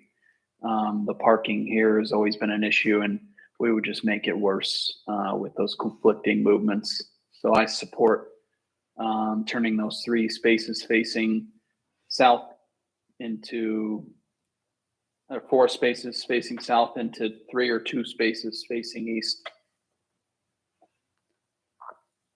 I'm not a part of the plan, but I was going to say the same thing. I know Mr. Darpino has seen it before. If you have 4 people driving in, parking in those spaces facing south, and it's happened plenty of times before, if someone mistakes the gas for the brake or drive for reverse rather, they're driving onto the sidewalk in front of them that we're encouraging people to use. It's just a recipe and if they back out, they're backing out into somebody else who's backing out. It's not realistic. Yeah, and I mean, I don't know that the county is like, we have to stripe them this way. I think the county was trying to make sure that the least amount of parking spaces were lost. But if it makes more sense for the town to be like, no, please stripe them this way, I don't know that that's going to be a massive problem with the county. I mean, I could be wrong, but I doubt it. I feel like we could reach out to them about the way that they're striping those spaces in these proposed plans. I don't mind reaching out to them about that. Okay. I also just wanted to state that as I was part of the conceptual planning for adding some parking and more clearly delineating the parking in the town right away in connection with this county project. And I'm really disappointed that the town can't find any room in the budget to even just pour a concrete sidewalk near Mr. Nicky's place of business, or put up some kind of barrier to delineate a pedestrian and enlarged pedestrian access around the building. And I feel very strongly that those efforts should be revisited and made while this county project is going on. The town does not normally construct sidewalks on private property. It's not private property, but Well, if it's, yeah. I know you're So saying it's in the right of way, but I believe it's still private property. it's really interesting. This plaza is, the majority of the buildings are literally on the property line, but sidewalks are an issue. So the county isn't the one that's doing the sidewalks that face Knott Street Metroplex. And Patrick, I hear you. We spent a lot of time gathering a lot of input from people. This planning board held a 2-hour public hearing on the matter, probably because it was during COVID and all the comments were being read.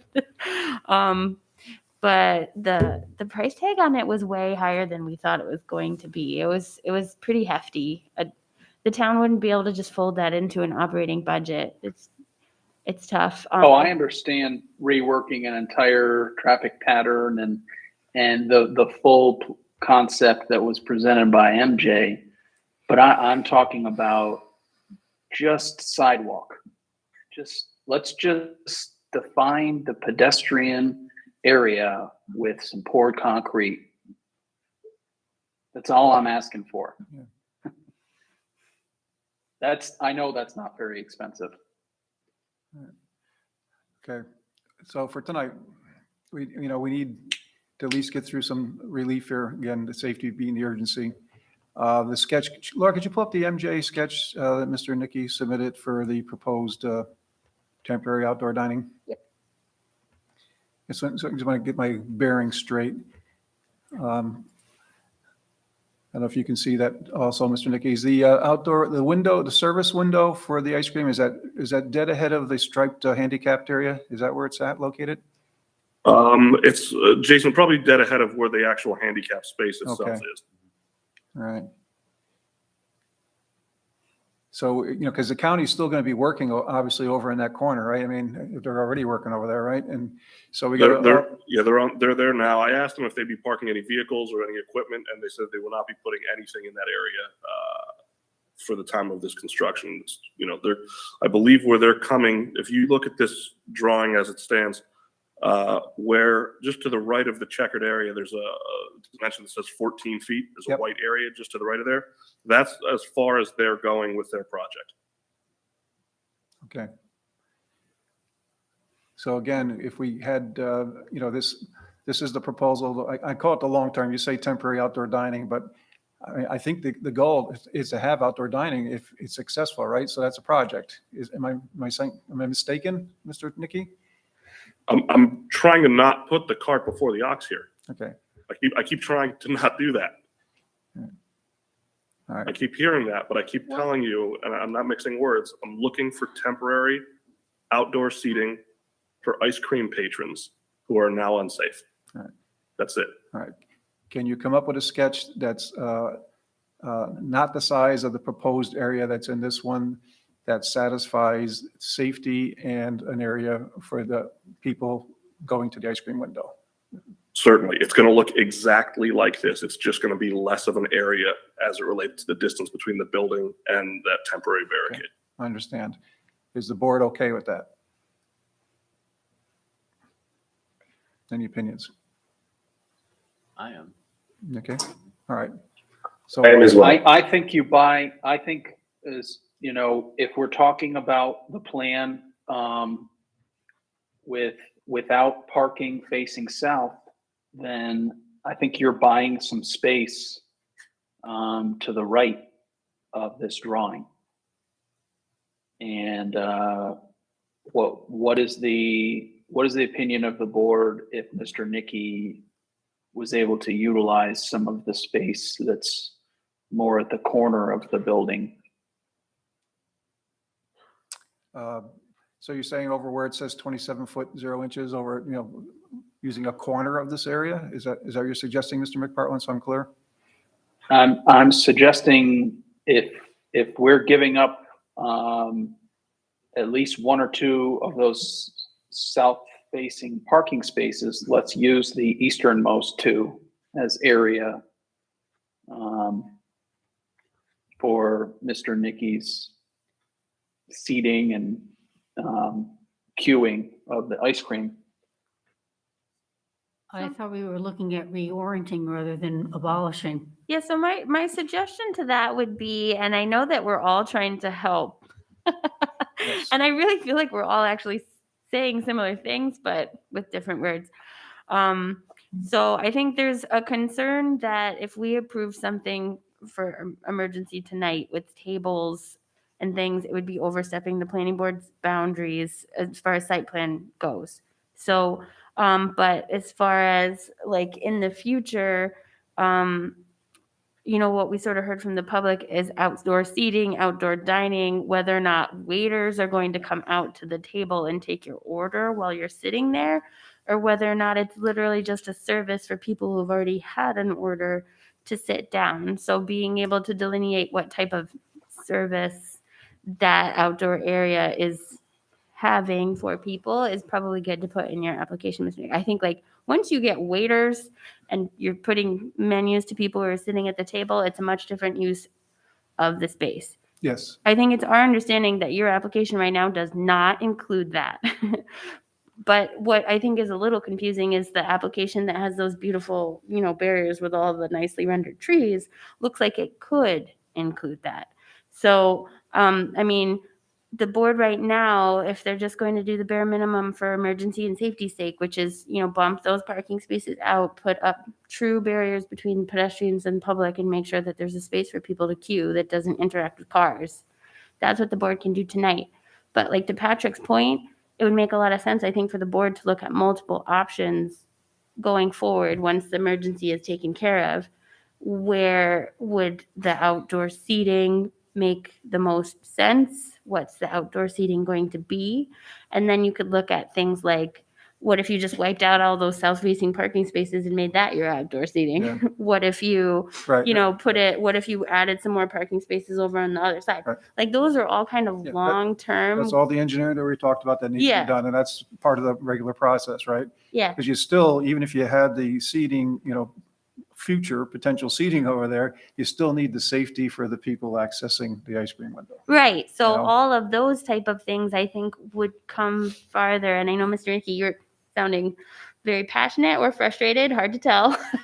It's passion insofar as I'm concerned for safety. And as we continue to start talking about things like waiters or relocation of other parking spaces or any of those things, I recognize that there is a natural fit down the line. That's not why I came in front of you tonight.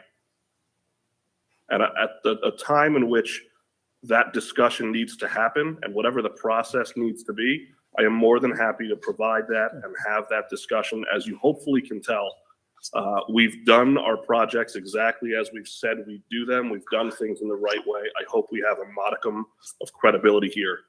But we are talking about some things right now that are not in my proposal, that we are not trying to do in any way, shape, or form. And while I'll get this drawing to you tomorrow, and we're talking about having this reviewed before the next meeting, we have no safety barriers. Yeah, respectfully though, Mr. Nicky, the proposal that was sent looks like very permanent outdoor seating.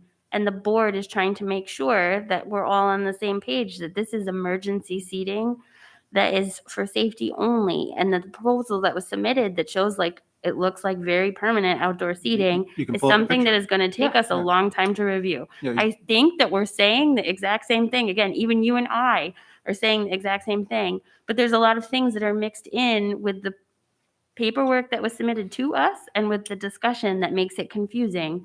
So I think, just to clarify, planning board is okay with staff moving forward with a memo to file Leslie's favorite or something that gets approval from highway and police and planning and code enforcement that will, based on a sketch that Mr. Nicky sends, put up permanent, like clear delineated safe barriers between pedestrians and, vehicles. Yep. And then, a queuing area that we can approve administratively prior to the next planning board meeting so that it's up as soon as possible, as soon as everybody who needs to look at it can look at it. Then at the next planning board meeting, we can look at what the emergency measures were that were put in place, evaluate them, and then at that point forward, we can start working on potentially a more permanent solution. Thank you, Laura. In that, should we include a date for removal if it's temporary? Should we delineate that now? The emergency? Correct. So the thing about it, I wouldn't, right? Because Okay. the emergency is always going to be that there's no barrier between pedestrians and people that are queuing. So I mean, unless he's going to say he's going to close the window down in November and not serve ice cream from like November to like February, which maybe he will. But I mean, as long as that function is occurring, I think that you need to have the emergency barriers up. And then we would want to work through a more permanent process for allowing whatever type of situation we want to see outside that building over time. Yeah, I think, David, your comment earlier, though, about snow removal, if it was Mr. Nicky, does the window close? You know, I know obviously if the weather's good, you probably keep it open as long as possible, but you know, is it like October 1st? You know, we're done with the window and having that staffed? Is there? It'll be, the window itself will not open when it's too cold for people to walk up to the window. Because one option is, you know, to remove the barriers, you know, for the winter, as we're working through this. Hopefully, you know, it's going to take a few months. Let's face it, it's got to go back to the town board, right? I wouldn't put removal though, because you're even though if people aren't queuing on the sidewalk, you're still going to have people walking around All that right. building, All right, going into the point taken. doors. All right. Yeah. So you just have to be aware that, you know, you're going to have to shovel between the barrier and the building. Right? Okay. Yeah. You know, because that's going to be a matter of fact. I mean, all right. So I think we're got a path forward, at least for temporary. Submit a sketch. As Laura stated, we'll have police and highway department take a look at it. Mr. DiRapino will take a look at it. I'll make myself available the next few days. If you call me, I'll do my best to get down there or come over to the town hall to take a look at that. And we'll implement it with a letter from the planning office that allows a temporary corrective action to be put in place. And Excuse me, Laura, is there any way to, and not to hold you to a date, is there any way to somehow have a ballpark for when Mr. Nicky can actually say, okay, I can implement this and do this now? I think as soon as, you know, we've coordinated with highway, police, and the people that Kevin were mentioning, like, I will give him an okay to put it up. yeah, so the goal was, you know, as soon as possible. If the stars are aligned, we have this tomorrow, I could, you know, theoretically, I could say, let's say, you know, Wednesday morning maybe is, you know, we'd have it done by potentially, you know. And, you know, there's a sense of urgency on the behalf of us, the town and the applicant. So we'll get there. Does that sound reasonable to the board?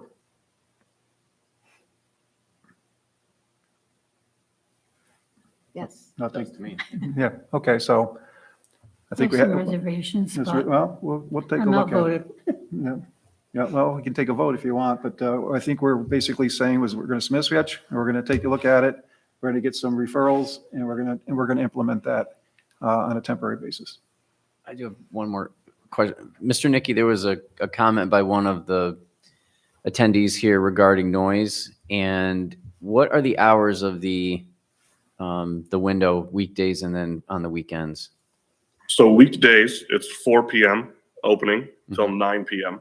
The restaurant is 4 p.m. to 10 p.m. We close the ice cream window an hour early. And I did hear Richard's comments, and I'm glad that he came to speak with me in person as well. So I think things are well handled face to face and not through a third party. And I'm glad that he spoke to me about this already. 4 p.m. to 9 p.m. during the week. The reason for that, as with almost any dessert, it's not a 6 o'clock or 6:30 type of an item. People have dinner, then they walk over and have ice cream. On the weekends, from 12 p.m., the restaurant opens at 10 a.m. Until 10 p.m. The restaurant closes at 11 p.m. So, and Mondays we're closed. While we would like to be open earlier on weekdays, we are adhering to what we committed to with this planning board and with the town, not to open our business before 4 p.m.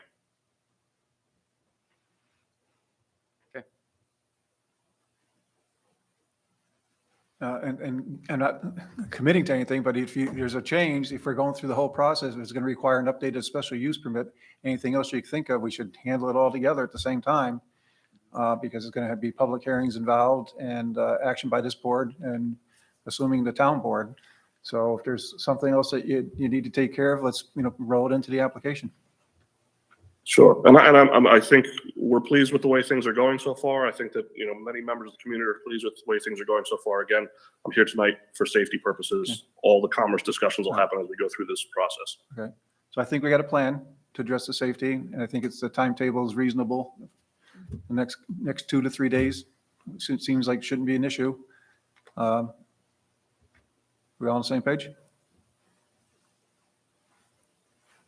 Mr. Nicky, okay? Yeah, whatever the soonest is we can make it safe, and if that's me giving you a drawing Okay. tomorrow in 2 different days, I'm on board. Let's do it. Okay, great. All right, we'll do that. And do we want to speak about the long-term right now, or we want to just get this moving and we'll pick up next meeting on the application for outdoor seating and as Laura stated, what was submitted with the package, was a rendering of showing outdoor seating and, beyond temporary is the way I interpret that. So there's some confusion over, what we're saying and what's been submitted. So, we don't need to address that all tonight. Again, I think. I will say just briefly, Chairman Walsh, I don't want to submit a drawing to you that looks bad, that looks like, cement jersey barricade, which essentially is something of a continuation of the construction that's going on there right now.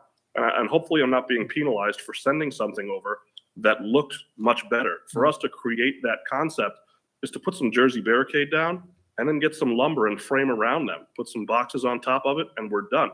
But I understand that we haven't discussed what exactly was in that drawing or the temporary nature of it, but we don't do things, just for the purpose of let's put up a couple of walls and, call it a day. We want it to be visually stimulating as well. Understand. But that, to make it visually stimulating, if we're trying to be, safety is the utmost urgency, doing that construction also takes some time, right? Right now, we're just focusing on making it safe for the patrons to get their ice cream. No, of course. And please dismiss that drawing because it certainly won't look like that. We'll build to make it look like that. I understand. We all understand that. Yeah. Okay. All right. Is there any further discussion on this for tonight, Ms. Nikki? No. Okay. And we'll, be in contact with the planning office. Laura, as soon as you get a submittal, contact Mr. DiArpino, myself, I'll swing by and we'll do what we can to move this right along quickly. Okay? Anything else? All right. Hearing nothing else, and we'll close this for tonight, and we'll look forward to your submittal tomorrow, Mr. Nikki. Thank you. And thank you. Okay. Let's see. Okay, next up is 424 Balltown Road site plan application for dividing the existing space into two spaces, a 10,330 square foot and 2140 square foot, with a landlord utility room included in that, and a new occupants. This is the Party City, correct? Mhm. And I'm going to recuse myself on this because of one of the proposed tenants and affiliation with that. And I'm going to turn this over to Mr. DiArpino. I'm assuming we have an applicant, a representative online? Yes, Rick Flavor. Okay. Okay. All right. Thank you, Mr. Flavor. Could you just give us a quick recap of what the project involves? Yes, currently the drawings that we've submitted is for two future tenants. The larger tenant A of the 10,330 square feet will be a Five Below tenant. They just hadn't completed the drawings yet. The other space B, the 2140 square feet, is a future tenant. The owner hasn't inked in a tenant yet. And both those spaces will be accessible from the front of the storefront. There will be modifications to the storefront as well. That'll be under a separate permit. The utility room for the landlord is in the back left corner. Access from that will be from the rear of the building. Okay. This is in the former location of Party City, correct? That's correct, yeah. Okay. All right. So we're just demising the space into two future tenant spaces. Okay. Any signage included with this currently? No. Okay. No, the tenant Five Below, once their tenant drawings are submitted, they'll have signage package to submit separately for permit. Okay. And that can always be handled by the planning department as long as it falls within the parameters, but usually we take a look at it, correct? Yeah, we usually bring the Yeah. signage to you guys. Okay. Any discussion from the board members? It looks pretty straightforward as far as a tenant space. Yeah, nice change. No thorns. Okay. Yeah, so Mr. Flavors, this is pretty straightforward. I believe what we'll do is we can come up with a resolution for the next meeting based on this application so that we can vote on it. Anybody have any issues with that? Okay. And let's see. And we can also assign a project lead to it.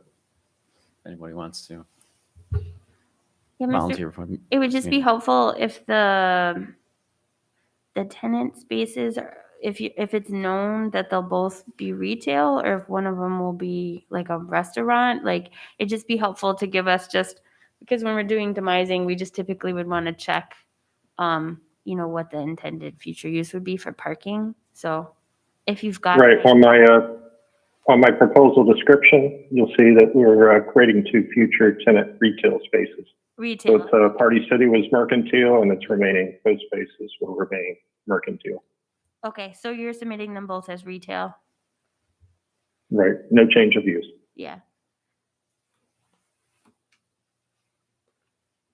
And at the end, I say future retail tenant B to be determined. Yeah, so the planning department would have no objection to a resolution at the next meeting. Mm-hmm.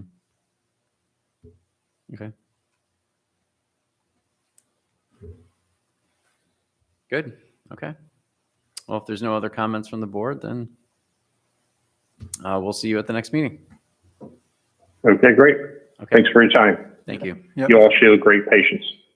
And thank you for sticking around. It's a longer meeting tonight. We appreciate you sticking around with us. Along with our next applicant. You bet. All right, turn it back over to Our next applicant, Ed. Next up is 2837 Aqueduct Road. That's Livers Ledge. This is the senior center, which is, again, a site plan application for a 66 apartment unit building containing 2,000 square feet of mixed-use commercial space and a separate 3,000 square foot commercial building. And Mr. Pafundi, representing the applicant, is going to give us, show us what we got. Yeah, so I'll keep this short. I know this was a longer meeting. We just we haven't been back to the board in some time after our last submission. So the last time we brought this in front of the board, we kind of had a sketch plan for the site plan. We had architectural renderings, some floor plans, and we were absent of color. So the next steps were to put color to the building, get the architectural review board submission together, and submit that. After adding color and working with the architects, we, in a sense, kind of fell out of love with the building. Peter Louisi, my owner, didn't like how it kind of came together with the outside and the colors and the facades. We thought it was very long and boring. So after that, we asked HCP, our architect firm, to take another look at the building and try to break up the length of it. And what was just submitted to the planning board is our latest rendering and latest update on footprint, trying to break up the length. We added 2 bump outs on each end, kind of went with, for a lack of better terms, like a row housing type look, where it broke up, looks almost like multiple building types with a mixture of facades and colors with a lot of the same materials that were used in the first phase of the 160 units along the river. We then went into the footprint in the rest of the submission, where we kind of showed the overall unit layouts from a unit mix and a unit count matrix. We still are meeting the 1 parking stall per unit as required. So we have the 66 spaces. There was a change to 6 additional units because of the bump outs. We didn't scale units down. They were just added in those bump outs where the definition was added to the building. Still have the commercial component down on the corner.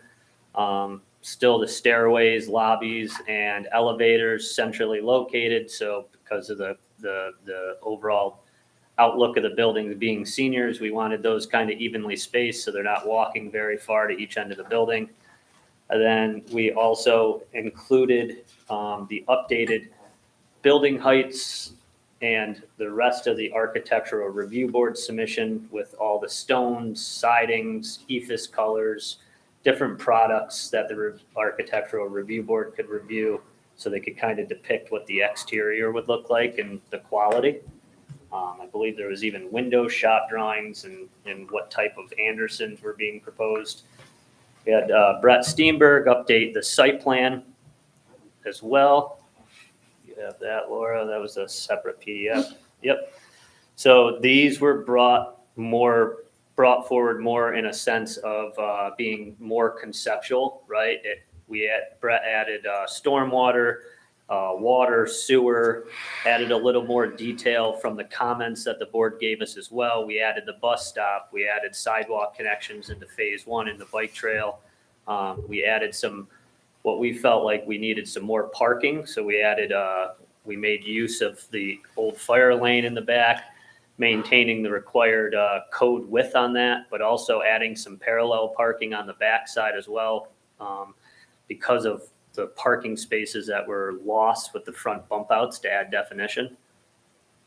And we also added on the first page, the commercial component, which is over on Ledge Drive, which was, I believe, absent from our last submission as well, which was part of the original PUD for the entire master plan that was approved back on the 160 units. Then we also included some floor plans just so that the board could kind of see where we're going with the layouts of these units. A lot of the detail in these is they're not as fancy as the 160 units that are along the river, more scaled down in a sense of being more affordable for us to build, which in turn relates a more affordable rent structure for seniors. We've seen that seniors can't really afford the luxury price point, so we're trying to price these more in a market rate, allow people with fixed incomes to still be able to afford them, and but yet still make a rent structure that works for underground parking, which is extremely expensive. And what are the, do you know off the top of your head what the price points We're would be? still working with our property management on that, but I hope to have that ready as we kind of progress this as well, because I knew that would be a question. So we're right now looking with this new unit matrix, 23 single or one bedrooms and 43 two bedrooms, which we've seen at our last facility at Starbuck Island. We were more heavy in one bedrooms, thinking seniors wanted to have a smaller space to maintain and take care of. But we actually got a lot of negativity back on that because they like to sleep in separate rooms. Snoring and machines. I was going to say store their stuff, but Yeah. that's not it. Huh? No. So we went more heavy on the two bedrooms on this design to try to take some of the data and, comments back from what we've learned at our last senior building in Green Island. And I think it's important to note that, I guess it would be, Rev 1 was the 100 units, right? I guess, or the original submittal, so we're you're downsizing to 66 units. Yep. But everything was sized and planned for the potential 100-unit building, so That's correct. we should Yeah. have, The original PUD was 100, and where we came up with it was actually two buildings forecasted at like 50 units apiece. We've had to since scale that down because of the Army Corps of Engineers and the wetland delineation that we're working on. So there was only so many credits available, and pretty much what's going to happen with this scale down is there's going to be a very large section that will essentially be like Forever Wild to the right-hand side of the development, where the second building was proposed to go during the PUD and master plan. So, yep. And my humble opinion is that looks pretty good, everything. thank you. Mr. Khan and Mr. Laflamme are the project leads, and neither of those gentlemen are with us tonight. So I think tonight, basically, we're kicking it off, Yes. where we're at, but there's enough information to probably go forward with the Architectural Review Board, right? At least to get it on the agenda. Is that true? I believe Clark, you can confirm this, but I believe they looked at this the past Wednesday. Is that correct? They only looked at the one image, one rendering that we had, so it wasn't really a real review. It was just a glance. So, yeah, we'd like to get the package. I'll give you my opinion on what I see so far. I like what you've done site plan wise. I think that looks really good. I like how the building has been broken up a little bit with the accentuated dumbbell ends on it. I think that's a nice feature. Plan wise, I like the layout. I think what you've learned from Starbuck Island and what you're doing here, I think is going forward. Elevation wise, I think they need some work. We got a lot going on. Yeah. So I think as opposed to trying to do too much with all of these elevations, is that since you've committed to doing this juxtaposition of the in and out bays, which is good. Row houses have that, is to, find an architectural language that can kind of be implemented over the whole building and then delineate the ends a little bit, because you've got a lot of different materials and broken up facades and it doesn't really flow. And I think, if you could take another pass at that, that would probably be pretty good. And then, get it to the architectural review board and let them take a look at it too. But plan wise and site plan wise, I like what's there. I think overall it relates well to the first phase development. I like the fact that you've got some more green space in there and the connectivity. Those are all pluses. It's just working out the nuances of the elevations. I think you could streamline that a little bit. I mean, you've got some good elements in there. There's a lot of apartments that seem to have some porches and some protruding, decks that come out. Those are nice features. Others don't have that. So if there's a way to incorporate that or get some of those in there. We have a lot. We trying to, again, bring this down to, our last rendering did have decks, did have porches. As you folks know, it's not very easy to build in this market right now. It's extremely expensive. Cost of materials is through the roof. And as discussed, we're trying to hit a demographic of people here that we're trying to aim for market rents, right? In a project pro forma, ideally, we would love to have decks on this building.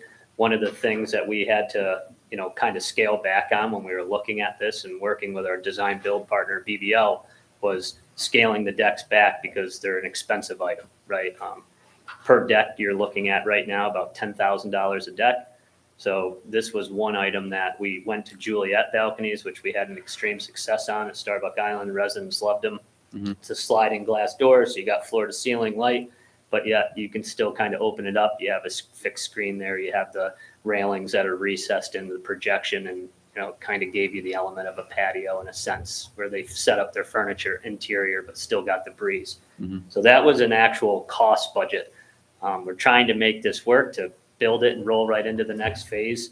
But as you know, between bank rates and construction costs, it's an extremely difficult time to progress anything right now. So. Okay, and just for public information, the 2 bedrooms are approximately 1,200 square feet and 1 bedroom approximately 780 square feet. Mr. Chairman, could I ask a point of clarification from the applicant? Sure. Yeah, this is, I just wanted to ask, I heard you mention a couple of times seniors. To my knowledge, this project isn't senior restricted, is it? It's market rate with a natural target market of seniors? Or if you could just clarify that. This front building was senior restricted, and when I say senior restricted, in our mind is 55 plus is what we've done on previous projects. I don't know if there was an actual age limit in the PUD, Laura, but that was what we were aiming for, was 55 plus. Yeah, I don't know if there was an age limit, but the way that they achieved diversity in housing was that these would be age-restricted senior apartments. Only this building? Well, there were supposed to be 2 buildings, but yes. Yeah, 66 units. Okay. I don't recall that, but that's just an important point. There was also a commercial component requested within the PUD, so we had this was like a mixed-use seniors building where you had a small commercial component on the plans, which would be plan left-hand side. And then there's also a detached commercial pad site on Ledge Drive, the other entrance as well. Okay, so as far as reviews, sounds like some comments from Mr. DiRapino, an architectural review board is already slated. How about TDE or any other reviews that got to take place on this portion? Yeah, we haven't submitted to the TDE yet because I think it's still useful for them to get feedback from the planning board. But, if the planning board is getting okay with the configuration, then TDE would be a next step. Clark included the summary from the plan unit development discussion. And, a lot of that had to do with trying to mitigate the loss of wetlands, protecting wetlands, putting the bus stop in, which you did, parkland fees and things like that. But the one thing that I think it's important for the planning board to discuss is when we were talking to residents. We did hear from some Aqueduct Road people. And I think the CAC identified this corridor as being kind of rural residential. I agree with you that, you know, the building is getting better, but it's still 41 feet high. And there is nothing on Aqueduct Road that is anything like that anywhere. So I really think that maybe hone in on that, like the rural character of Aqueduct Road. These guys would, I mean, 41 feet is a substantial variance from the zoning board. So if you guys are okay with the footprint, you still have to refer it to the zoning board. So potentially asking to mitigate the height is something you might want to discuss. Is that the only area variance that would be required? Is just for the Yeah, because the original proposal of this building was 2 stories. So there was never even a question of how high it was going to be. But then they added the 3rd story because they couldn't disturb the wetlands. So now this building is substantially higher than it was looked at. Thanks, Laura. Yeah. Is there something you could, some kind of a marker or something you can give us to get a, you know, I don't know if that's, it can help us get a feel for what 41 foot is, you know, So something. there, inside the architecture review board submission, there is elevations. I believe it's page, Okay. Yeah, we've got it all. Great. Too fast.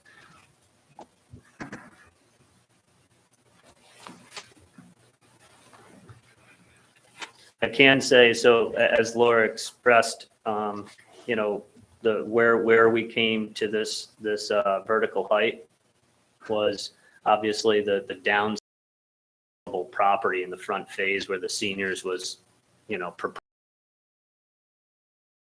trying to make a unit count that works economically with, you know, the cost of construction and bank financing and getting this project actually off the ground on the back end of it was, you know, we looked at 60 units, which is really just on the cusp, right? Now, thanks in the rates and looking at pro formas, you know, these bump outs and everything, we added character. Did it result in a little bit of a change? Yes, but in unit count, yes, but not in a sense of like, you know, square footage versus, you know, unit count. It's still the same ratio. If this project is dead, there's no way to economically make it work. There's just not enough, you know, underground parking. You're up into that 3-story range. The reason we went with gabled roof and the, you know, the asphalt shingles was to try to keep that rural feel. If we felt like if we went with like a commercial parapet roof, it's really not matching anything down that corridor. This had more of a residential feel to it with some of the dormers and stuff. But, you know, we're open to receiving the board's comments and the architectural review board's comments on that. But that's where we came up with this 41 feet, like the history of it. Is that average based on like calculated, or is it just strictly at the highest point, 41 feet? No, that's average off the grades. Yeah. And, you know, I height off this, but you know, you'd be into that parapet, which I think is taking away from some of the residential feel, taking you out of this like row housing approach that we were trying to go with to break up the linearness of the building. Is that something the architectural review board could give us a little bit? Sure. Maybe that would be helpful. You need 6 foot, right? 35 foot's the limit. Yeah, We're looking but at 6 foot. so like, you sit through a lot of our meetings. Yeah. But the building that's right across the street here, I think went for a 40, some similar, and was denied. So like you, like, and the only, and I don't know because I was trying to look at the grades, but this building is also sitting on a retaining wall, right? From the bike path? Yeah, but that's just because of how low the bike path is. Yeah. And what groundwater and everything else would support an underground parking garage. Right, yeah, but this building is going to look tall, and I get that we're impacting less wetlands, which is a lot of the bullet points for the first thing, but I know at the Knott's Landing West, and Dave, you can, they took the whole roof and lowered it down, and then, so the 3rd floor, almost looks like 4 stories because of the 2 of the windows that are sticking out of the roof. But I think the way they lowered it is they had the 3rd-story windows actually sticking out of the roof. Yeah, they use a mansard style roof and then with some dormers tucked into what you see when you drive out here. That's one solution that you can do. And he was still able to get his systems up in the attic spaces where he needed them. Mhm. So that may help you to take a look at that if you wanted to try to drop that roof line down a bit and incorporate a dormer style. I think, you've got some of the dormers on there right now. They could be coupled with that 3rd-story area because right now where they would be fake, I'm assuming. Or Yeah. just decorative. Yeah. Yep. So you could incorporate them with the 3rd-story, have them be part of your roof line, and you could enhance the row house look where that unit would then a lower sloping gable, and then you could repeat the rhythm or have a projecting gable like you do at another one. So maybe there's 3 incorporating the entire thing and where you place them and how repetitive. Okay. So if you could relay that. It could still mean that parts of it would exceed the 35-foot because you got the gables, perpendicular to that, right? So it may not, solve it completely. There still might be some height variance required, just looking at minimizing. Is that? It would do 2 things. I think it would address what Laura's saying is that it would help break it up visually and not be so imposing. Yep. And then you would also maybe be able to work the overall height down slightly to make it a little bit more manageable for what the height is. So, I mean, we've done this on a few projects too, where we've had civil and architect work together, and like something that Brett could put together with true elevations with topo we have, and the architects is kind of render with real true photographs, like the tree heights and the foliage that's adjacent to the building. Like this building, I know we're clearing some trees to actually access what would be half of that front lot between the Aqueduct Road and Mohawk Hudson Bike Trail. Right. But render those trees in at true height from photographs and elevations taken with survey instruments to kind of put it in perspective of, okay, are we 41 feet? Are the trees around it 41 feet where it's actually kind of tucked in, you know what I mean? And it fits in the tree line and everything that's there. No, that would be valuable. To Laura's point, even if we make a recommendation, you do a lot of work on this and then the zoning board of appeals doesn't agree with us, you're back to working it anyway. So Absolutely. obviously the most you can minimize your request for any area variance would be beneficial for all of us. Yep. Okay. Yeah. So we'll try to, I'll do some of those things with introducing Brett into the mix, with trying to capture some of the existing, heights of foliage and stuff that's around. We'll have HCP take a look at, kind of reworking the roof line a little bit, maybe bringing some of it down, you're saying in the 3rd story, which would eliminate pushing some of the roof system down into occupancy like areas, right? Like 3rd floors is what you're saying. yeah, you can just incorporate a mansard on some of them. Yep. Okay. Like I said, you take a look right at the street here, right, just something. Yeah, Yep. absolutely. Yeah. And that's what, we were really just trying to do a catch-up introduction on where we left off last time. We made some, drastic changes to the renderings, advanced the site plan. Like we received a lot of the comments on that. And, if the footprint, if there's not any major comments on architecture, our request is if we could engage the TDE. We've submitted to Laura and Clark the stormwater, sewer, and water engineering reports, which essentially in the beginning of the first phase approval incorporated a 100-unit building for the master plan to ensure that the capacity was met at that time of the installation for phase 1. So those reports are really already have this baked in with a surplus in units. We only have 66 units now. Brett did call it a conceptual on water line locations, tie-in locations, sewer, et cetera, to kind of get it in a sense where we can start engaging the TDE. So, we request that if we could get an escrow proposal for that, so we can, contribute to that and get that process moving. That would be great. As things progress with Army Corps, we are already through our first round of comments. First round of comments went great. They're good with the updated 60 unit footprint. We have to do a stream mitigation to satisfy a stream impact that we're working through with them, which we're doing at the animal shelter over across from Mohawk Harbor on, I think it's Maple Ave. So we're doing that. That will satisfy 276 feet of stream mitigation. So in a sense, we'd like to engage the TD because the Army Corps stuff, for the first time ever in my life, has went quicker than the planning process. So No, we're moving. Wow. Yeah. That We're sounds- moving good on that. Sounds good. Nice. Laura got the message. I think she'll I wrote it down. get it moving and in parallel, work through the architecture and the height of the building.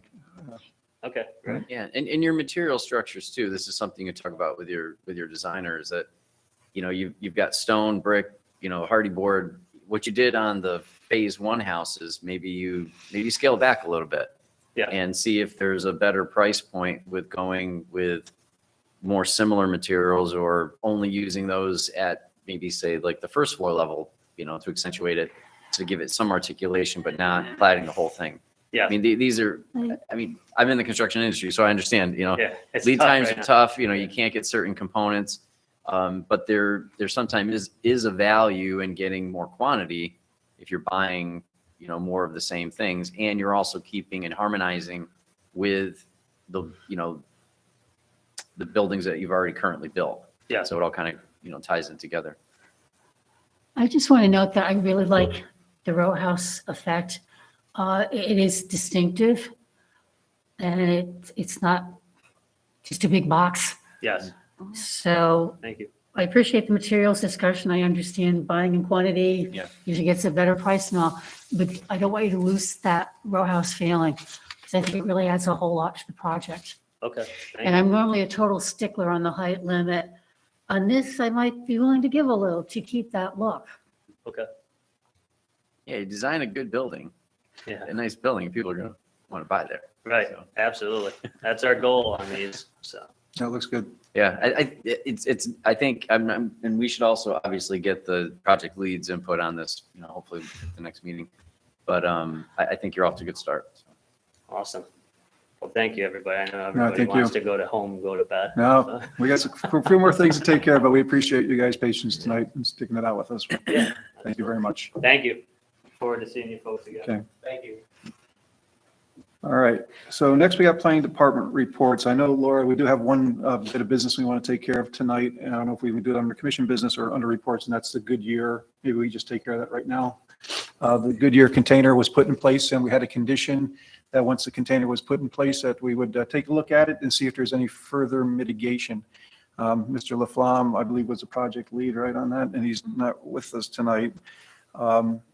I did get a chance to get over there and take a look. The back of the building, it's white, it's dated white, so it's partially faded. The container that they put in place was tan, and there's quite a bit of vegetation. This is my view from looking at the site the other day.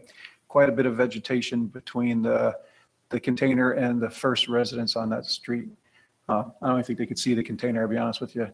To me, it didn't look bad, and it didn't look like it required any further mitigation would be my recommendation if anybody else had an opportunity to take a look at it. Were there any calls to the planning office about it? No, but I can bring the pictures up actually. Maybe. I thought it was kind of bland looking. Yeah, I mean, my only recommendation would be if contact the tenant, they do decide to paint the back of the building at all, to paint it tan, and the container will blend right in, never even know it's there. That would be my only recommendation. Yeah. I mean, I think we were originally thinking maybe a fence, but I mean, I'm not sure that the fence would help. I really don't. You couldn't put anything there. 'cause No, it's I all really didn't see a pavement. need. Like I said, I'd take a look at that first residence. If you were looking, in the window, I'd say, well, geez, maybe we need to do something, but that's not the case. It's pretty thick through the vegetation and continuing to grow since it's so early in the season. So that would be my recommendation. Compare the building, it's not that big. No. And so maybe what we could do is, unless anybody else has any opinion tonight, maybe we just touch base with Mr. Laflamme, and just see if if he concurs with that, and if he can notify the applicant that we're all set, we can close that condition. Does that sound good to everybody? Get some head nods, so. Yes. Okay, good. All right. All right, I think that's reasonable, and I'm sure the applicant would appreciate that too. Close that out quickly. All right, so you'll contact Mr. Laflamme then? All right. Yeah, Clark probably will because he's Okay, better at Clark. everything than I am. Yeah, all right, Clark. Everything. All right, so that's it. That's one thing we had to take care of. So planning department reports, do you or Clark have anything for us tonight? I don't think I have anything to add unless anybody had any specific questions. Do you have anything, Clark? No. Okay, if you have any questions, we can go around. No, I don't. Yeah, thanks, Clark. We can go around commission business. If you have anything you want to ask the planning department, you can. All right, commission business, let's see who we got. Mr. Dialpino. So the Architecture Review Board had a meeting on the 18th. They reviewed Rivers Ledge, so took a look at the initial drawings that they had there. Some of those comments were reiterated at this meeting. They reviewed the 2341 Knott Street Chase Bank ATM. They supported the new design that had the muted down colors. So they thought that was beneficial. And then there's been the ongoing continual talks with Joel Basalian at the Kelts Farm. So they're looking at the 2-family homes, looking at the development of that. I think he's still trying to work through how many options of styles of houses he's going to offer in the duplexes in the single family homes. And Ms. Clark, there's anything else you wanted to add to that? No, maybe just in general, I think the ARB is really kind of hitting its stride, and it's a perfect opportunity with maybe the Rivers Ledge Senior Center. I think they'll be really helpful with that. And they're bringing up some really good points. Farm, like David just mentioned. So some really good feedback from them. I don't mean to. I was trying to remember what I wanted to say under planning board reports, and I was like, maybe I didn't have anything, but as soon as Joel Bazoin on Kelts Farm, the bike path was paved too close to the edge of pavement, and it was paved planning board to see if the planning board would approve a 10-foot multi-use path out there. I encourage you guys to look at it. It was originally supposed to be 6 feet between edge of pavement and multi-use path, and I think that was because we wanted to kind of create like a green space and delineate the path from the road. Right now, there's only about 1.5 feet between the edge of pavement and the bike path. So he's potentially requesting final subdivision approval with the modification of that bike path. So if you guys can just drive out to Kelts Farm and look at that. You know, it's quite different from the plans that we suggested, and he's asking for final approval with that change. Yeah, I've noticed that. That's one of the things I was going to ask under commission business. Now, my first comment was just because I drive by it several times a day, is that, again, safety issue really close. If it were to stay, is there a concern for with the road? I mean, do we need to demarcate that small piece of green space? Somehow. I mean, that's would be my first, feedback there, down there, where they have the crosswalk, but the light continually flashes that we're going to do something about someday, right? Yeah. You see what the county put reflective markers all along there to try to delineate. And that's a little bit probably further away. There's a little bit of green space there, right? Yeah, actually, the town put those up, and it was town did? because people were parking on the bike path. Oh, is that why? Yes. Yep.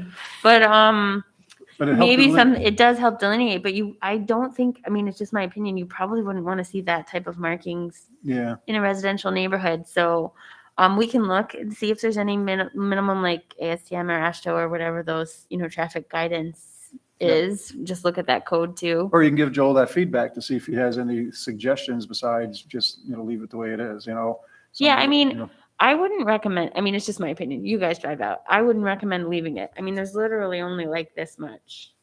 Yeah. And I don't even know how you'd get grass to grow there. Like it's going to be unusual the way that it's built like that. So what would you do? Put stone in there to fill the void between the road? No, I mean, I would recommend that we don't approve a modification to the subdivision. You plan. don't approve? Okay. Yeah. Okay, I didn't hear you. I thought you said approve it. Oh, no, I wouldn't.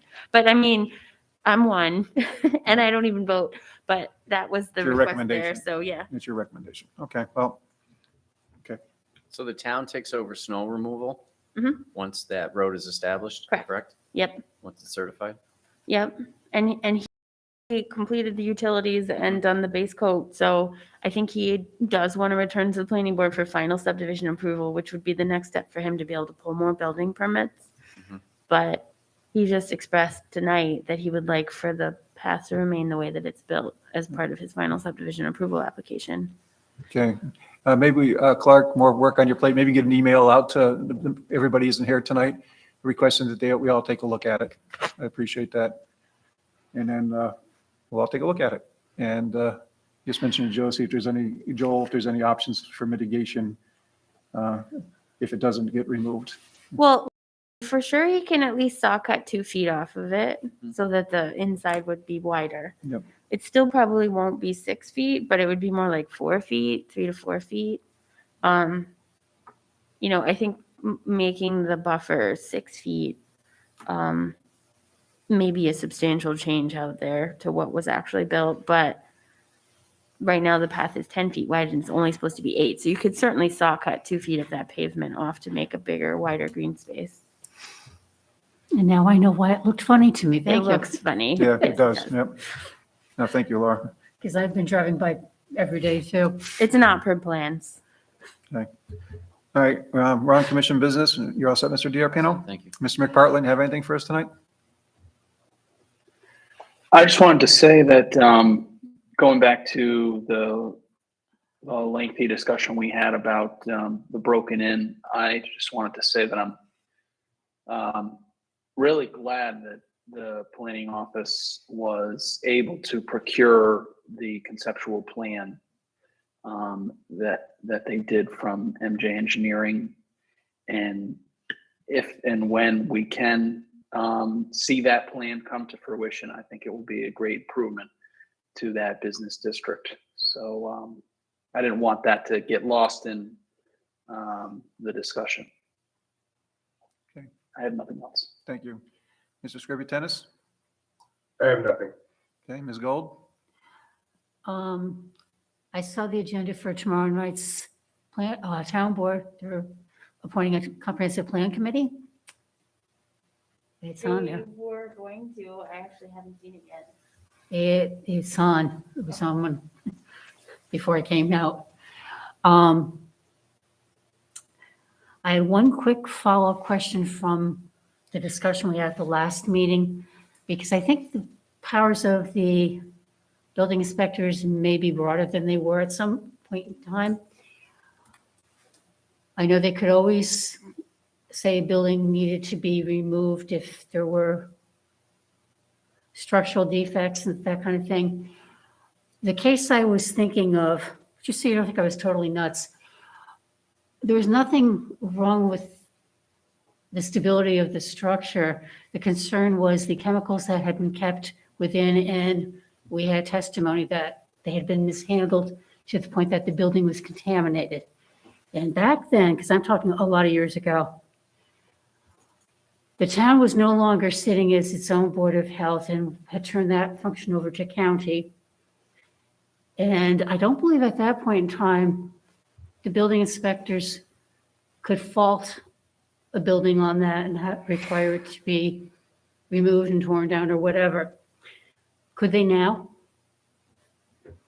Because the whole point was chemical contamination and that the building should not be reused. Yeah, so the building inspectors aren't experts about chemicals. What they would probably do in that situation, if there was a complaint or a reliable testimony that the chemicals in the building were putting the building in danger, would be to procure an expert to look at that. And then based upon expert evidence, like they may be able to use that to condemn a building, but the building inspectors themselves would never be able to look at a set of chemicals with a complaint and say, nope, this building needs to be taken down because of these things. It's very similar to mold or to other things that are outside of the purview of like the training that building inspectors get. I'm not saying they wouldn't be able to condemn the building, but it would probably be based on like a true expert opinion of what the chemicals were. the private discussion that followed the meeting was, I didn't think the planning board had that authority. And the chair at the time grinned at me and said, the applicant just gave it to us because the applicant agreed to the condition of removing that building. Oh, okay. Yeah, I mean, those, So, yeah, It's those odd situations I worry about. it's a case by case thing. It depends on what's in the code and then what the building inspectors are trained about. But the process would be to bring in the building department to be the point. If a building needs to be condemned, a building inspector do it. Like the Department of Health doesn't do it. They say, building inspectors, this building is unsafe. Like we are Okay. telling you, yeah, but.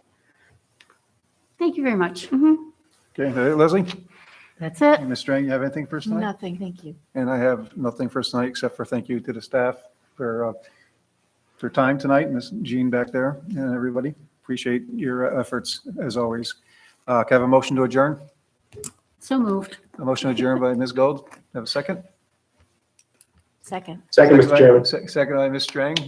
All those in favor of adjournment signify by saying aye. Aye. Aye. Okay. I'm sure there's no opposed, so we are adjourned. Thank you very much, everyone.